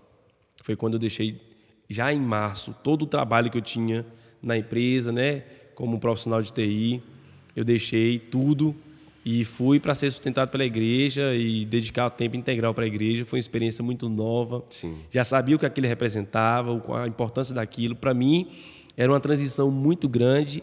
Eu era muito promissor o meu trabalho como TI, muito promissor. Eu tinha tido algumas ideias na empresa e estava pensando em empreender, abrindo um negócio só para mim na época, mas eu fiquei na dúvida. Eu vou para a igreja, dedico o tempo integral ali, ou eu vou abrir empreendendo ali na área de TI. Eu acabei entendendo que era isso que Deus queria de mim mesmo. Aí eu comecei a trabalhar, né? E aí, nesse processo que eu formei no seminário, eu era meio bagunceiro. Eu era o bagunceiro do seminário, velho. Engraçado, moço, porque eu era tido como um rebelde. Eu falava demais, batia resenha demais, brincava demais. Eu era o que era, velho. E o fato de estar fazendo seminário não me interferia na forma como eu era, não. Então, O seminário, por ser muito tradicional, o pessoal bíblico, que era os professores ali, era quase todo mundo do pessoal do Batista bíblico, né? Fundamentalista. Aham. Alguns, né? Eu não estava nem aí para eles. E quando tinha um culto que a gente fazia a prática lá no seminário, que eu na Peniel dançava, me envolvia, lá no seminário eu ficava me segurando assim, para poder não ficar me movendo, porque era tradicional, eu tinha que respeitar aquela igreja. Mas eu me lembro que no seminário eu era tido como o malucão, um cara que é o crente que é muito para frente.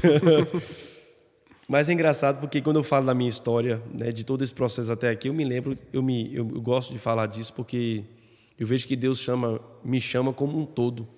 Ele me chama como eu sou, da forma como eu sou, né, com o meu jeito, com a minha forma de falar, de me gesticular, de meu jeito de ser. É claro que assim, a gente também tem que ter consciência que o nosso jeito ele tem que ser moldado pelos princípios e valores da Bíblia, né? Morais, né, sobretudo, né, e não da forma de ser. Não simplesmente fazer por fazer, né? Isso. Eu nasci assim, eu aprendi a ser assim, por exemplo, em outro contexto, você aprendeu a ser de um jeito em um contexto, né? Só que o processo de você se relacionar com Deus, ser discipulado, passar pelo o seminário também, isso moldou, né, os seus valores, os seus princípios, aquilo em que você acredita, e isso também, de uma certa forma, muda a sua forma de ser, a sua forma de pensar, mas ao mesmo tempo tem a sua identidade. Isso. Então, eu acho que muitas vezes existe essa confusão de, por exemplo, eu tenho minha personalidade, minha identidade, minha forma de ser, e eu vou ser assim e ninguém vai mudar isso. Entendo.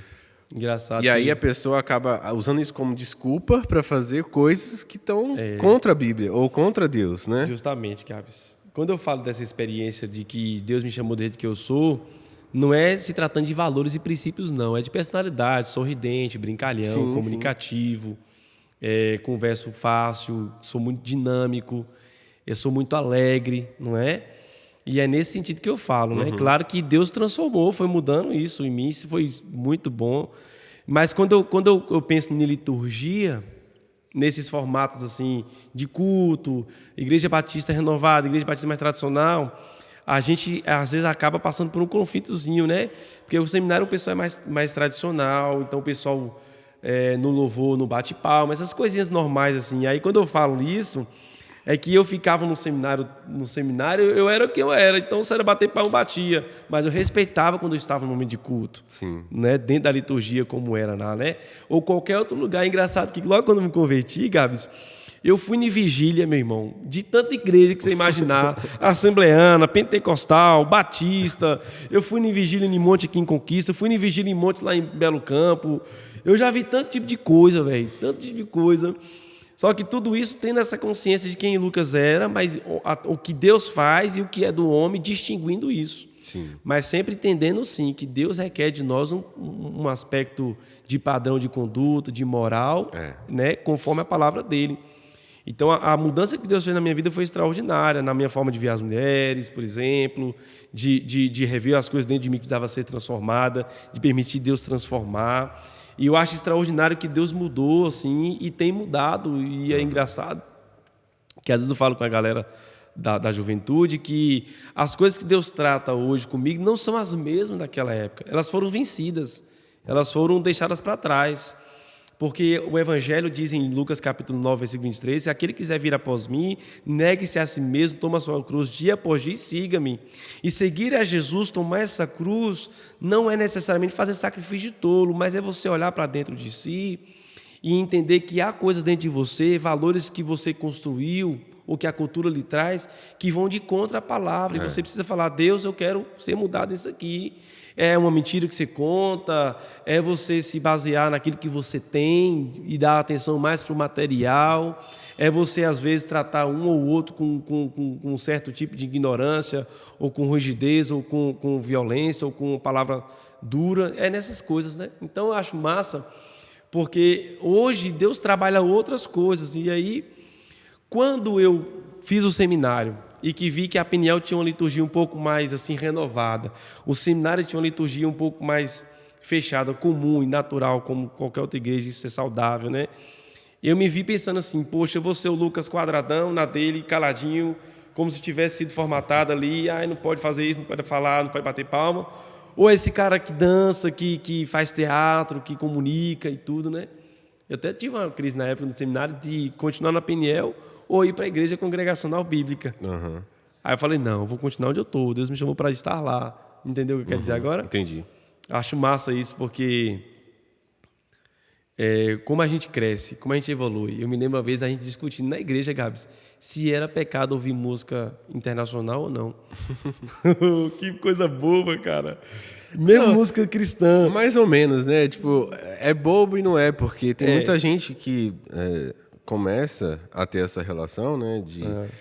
Principalmente com a Bíblia, né? E conhecer o que é pecado, o que não é. Isso. E às vezes é confuso mesmo. É normal, algo que na época era muito importante que a gente definir sobre não isso. entende.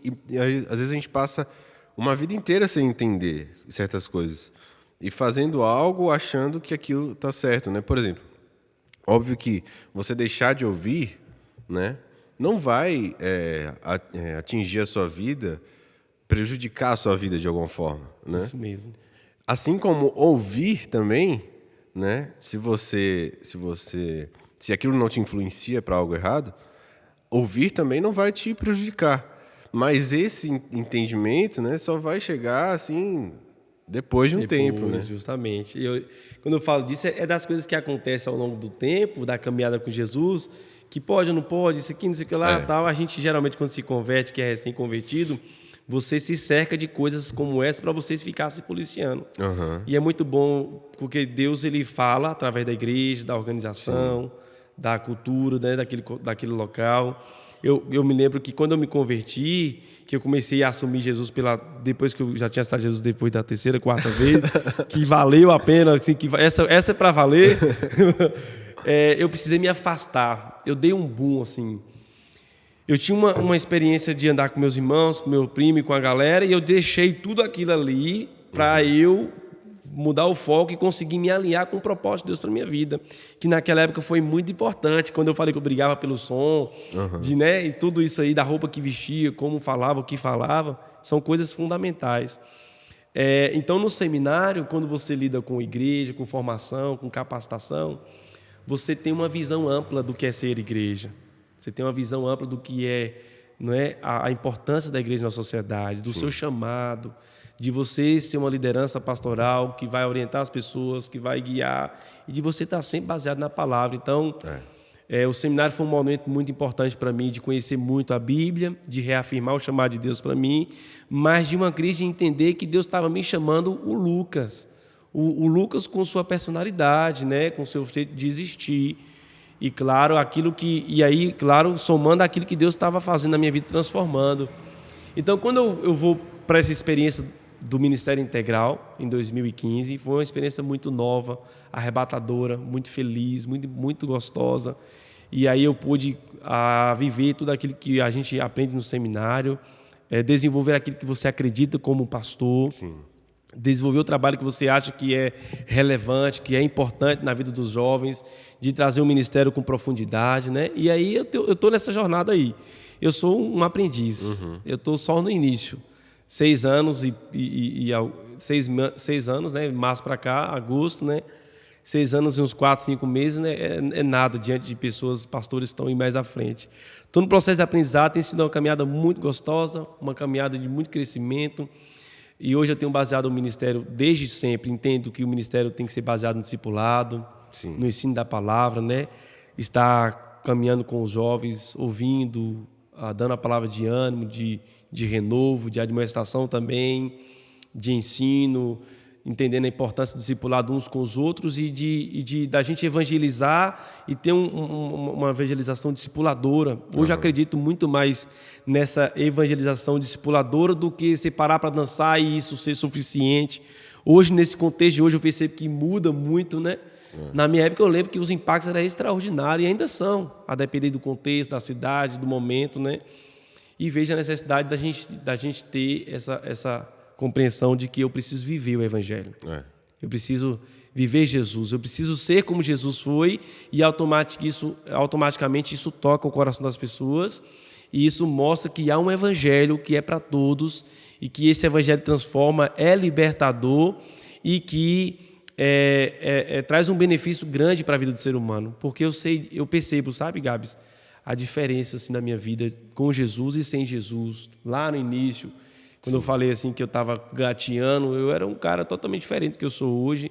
E Deus faz uma grande diferença na nossa vida. Então, o ministério pastoral, quando eu comecei a me desenvolver nele, trabalhar, foi muito desafiador, tem sido muito desafiador. Lidar com gente é um desafio enorme. Com certeza. Lidar com pessoas é um desafio enorme e por isso a gente tem que ter assim, convicção de que você é chamado por Deus. Porque você tem que amar, você tem que cuidar, você tem que amparar, você tem que ter paciência, tem que andar e a pessoa precisar de recomeçar 2, 3, 4, 5 vezes, não é? Eu vivi uma experiência logo no início do ministério que me recobrou muito. A gente teve um problema lá com a juventude lá, e aqui eu não vou entrar nos detalhes, que isso me sugou as energias, que eu perdi noite, e que eu e Sara lá empenhados em resolver aquele problema, e foi uma experiência assim, moço, que nos deixou assim, sério, muito assim, sugou nossas energias, foi massa, foi um aprendizado, mas que foi uma experiência massa que trouxe um crescimento, e a gente viu o quanto que ser pastor não é assim, essa coisa simples que as pessoas acham, é só ficar pregando, vem para a igreja, faz culto. Tem o dia a dia, né, do aconselhamento, do discipulado, de visitação, de ajudar, de erguer a mão, sabe? E meu ministério pastoral é marcado por isso, lidar com gente. Muito mais do que grandes atividades que a igreja possa empenhar em promover uma agenda, mas, sobretudo, lidar com gente, ouvir, conhecer a realidade daquele irmão, daquela irmã, daquele jovem, daquele adolescente e poder ser assim uma resposta de oração na vida dele, no processo que ele está passando na vida, na dúvida que ele tem bíblica, na dúvida que ele tem do que fazer, para onde ir, se faculdade A, B ou C, ou sobre o que é o chamado, não é? Então, basicamente, a minha vida tem sido assim. Hoje eu pastoreio na Igreja Batista Peniel, né? Essa é a minha história. A Igreja Peniel, batizei lá. É a igreja que reconheceu o meu chamado, confiou nesse chamado, né? Me capacitou, empreendeu financeiramente na minha vida, graças a Deus, pela Igreja Peniel. E isso, a igreja foi resposta de Deus na minha vida de compreender esse chamado e de falar assim, poxa, o filho da própria casa é pastor hoje na própria igreja, isso é extraordinário. Isso é muito bom. Ter o apoio da igreja, né? E a gente sabe que, como cristão evangélico, né, os pastores, os ministros, eles precisam ter o apoio da igreja e a capacitação vinda da igreja, né? Porque se a igreja não tem essa iniciativa, verdade, Gabs, vai ser muito difícil o crescimento, né? Porque se os próprios membros da igreja não têm esse apoio, né, esse suporte, vai ser difícil a igreja se desenvolver, né? E a gente vê que as igrejas que investem nisso ganham, né? Muito, muito. Ganham espiritualmente, ganham em serviço. Renovo de liderança, né? Que a igreja tem um processo natural dela, não é? Exatamente. Verdade. Então, a gente precisa ressaltar isso, né? Você que participa de uma igreja, você que tem um chamado, você que acredita que você precisa se dedicar, talvez, um pouco mais ao serviço à igreja, né? E a Deus, conversa com seus líderes, conversa com pastores, conversa com a liderança da igreja, para ver se a igreja realmente tem essa iniciativa de te ajudar, né? De investir na capacitação, né? Porque isso é importantíssimo, assim, né? Para a vida da igreja. A igreja precisa compreender que dentro da comunidade dela há pessoas com diversos dons e talentos e que ela deve ser essa que direciona, que orienta e capacita para que qualquer um que seja o dom ou o chamado dela, ela desempenhe. Tem um chamado pastoral, mas tem gente que tem um chamado para o ensino, tem gente que tem um chamado para multimídia, tem gente que tem um chamado para missões, implantação de igrejas. Existem N formas e tem gente que tem um chamado para, através da sua profissão, como como administrador, como contador, como enfermeiro, como qualquer outra coisa, a exercer, não é? O seu dom, o seu talento, o seu chamado através daquilo que Deus chamou, né? A gente compreende isso e, de fato, o que você diz, Gabi, tem a ver com a minha história, né? Exatamente. É o que eu estou dizendo aqui. E com a minha também. Com a sua também, que a gente estava conversando anteriormente, né? Deus vai te promover aí uma possibilidade de, através da igreja, de se capacitar no seminário, já está fazendo seminário à distância, e agora de ir para um outro lugar, né? Que eu não vou falar os detalhes aqui. Não fala ainda não, spoiler. Tá tranquilo, dá spoiler não. E é isso, é muito importante. A igreja, orgânica, né, de Jesus, que se reúne no mundo todo, e a igreja local tem um papel fundamental na vida do crente, daquela pessoa que tem um chamado, que está começando. Eu sou fruto disso. Eu louvo a Deus pela Igreja Peniel, que me confiou o ministério, né?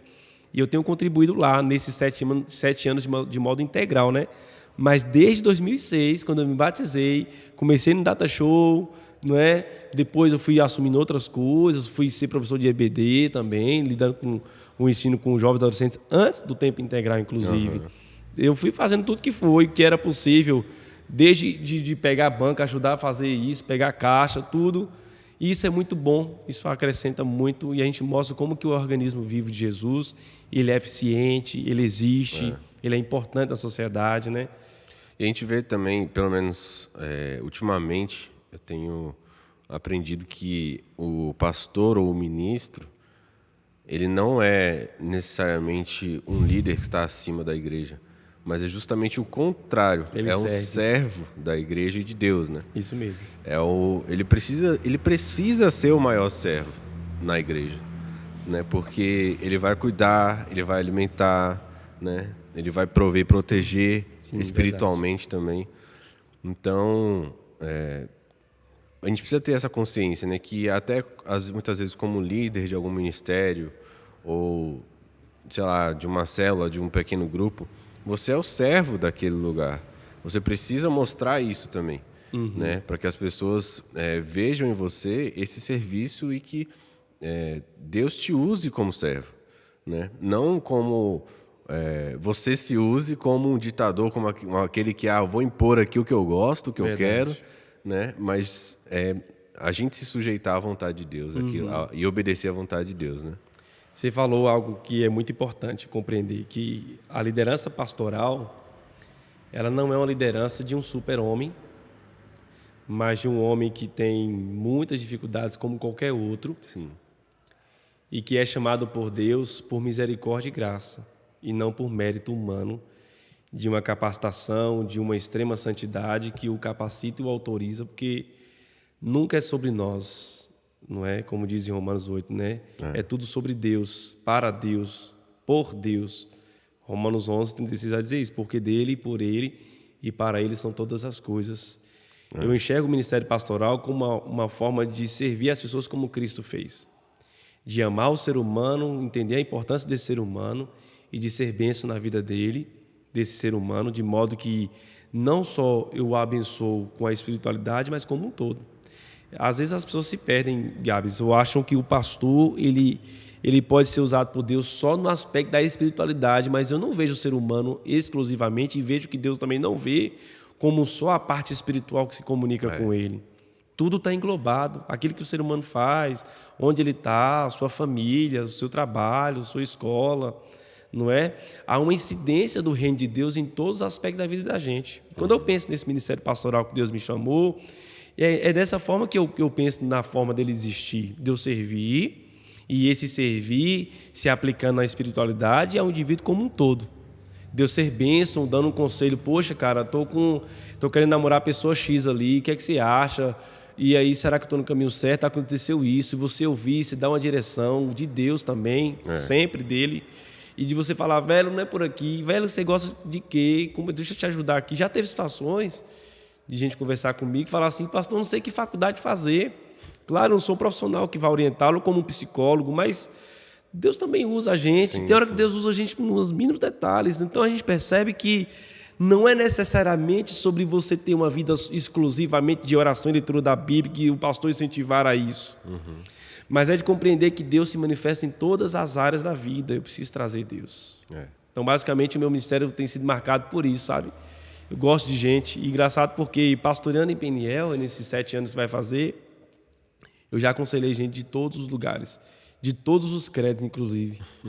Já lidei gente que vai para a igreja, mas só vai porque para visitar, gente que não gosta de ir, porque eu entendo que ser humano é o ser humano como um todo. A gente sempre vai conduzir as pessoas para entender, Jesus é o Senhor. Sim. Claro, sem dúvida, né? Compreendendo todo o ser humano e a importância do evangelho na vida do ser humano, o quanto que isso faz grande diferença. Eu louvo a Deus por ele ter me chamado, Gabs. É isso aí. Então, gente, a gente vai ficando por aqui com esse episódio. Obrigado, Lucas, por ter atendido o convite, pela honra de ter Muito obrigado. participado aqui. Eu que fico honrado, velho. Muito, assim, meu coração se alegra de poder compartilhar essa história que eu compartilho hoje, da perspectiva de Lucas, né, de como eu cresci, de como eu me tornei pastor. Isso pode, talvez, alcançar aqueles que estão me ouvindo e de alguma forma ministrar o coração delas e de às vezes desmistificar o que é esse chamado pastoral, como é que é essa experiência eclesiástica, e que Deus abençoe a todos que estão participando, e muito obrigado a você. Amém. Deus continue te abençoando com esse projeto, é muito bom esse projeto. Amém. E que Ele te use cada vez mais, em nome de Jesus, Gabs. Amém. Então é isso aí, gente, vamos ficar para a próxima aí. Fiquem com Deus, Deus abençoe, não esqueça de dar o like. Curtir e compartilhar, né? Compartilhar, né? No grupo da igreja, no grupo da família aí. Isso. E se inscrever no canal aí. A gente também tem um canal de cortes aqui na descrição, né? Porque são vídeos mais curtos, só cortes dos episódios. Você pode compartilhar. Às vezes a pessoa não gosta de ouvir o episódio todo, né? Mais de uma hora. Verdade. Mas aí você pode pegar um vídeo de uma experiência em particular e compartilhar com alguém. Então é isso. Fique com Deus e até o próximo episódio. Valeu. Acabou aí, Gabs? Aí que ela fala assim, já acabou.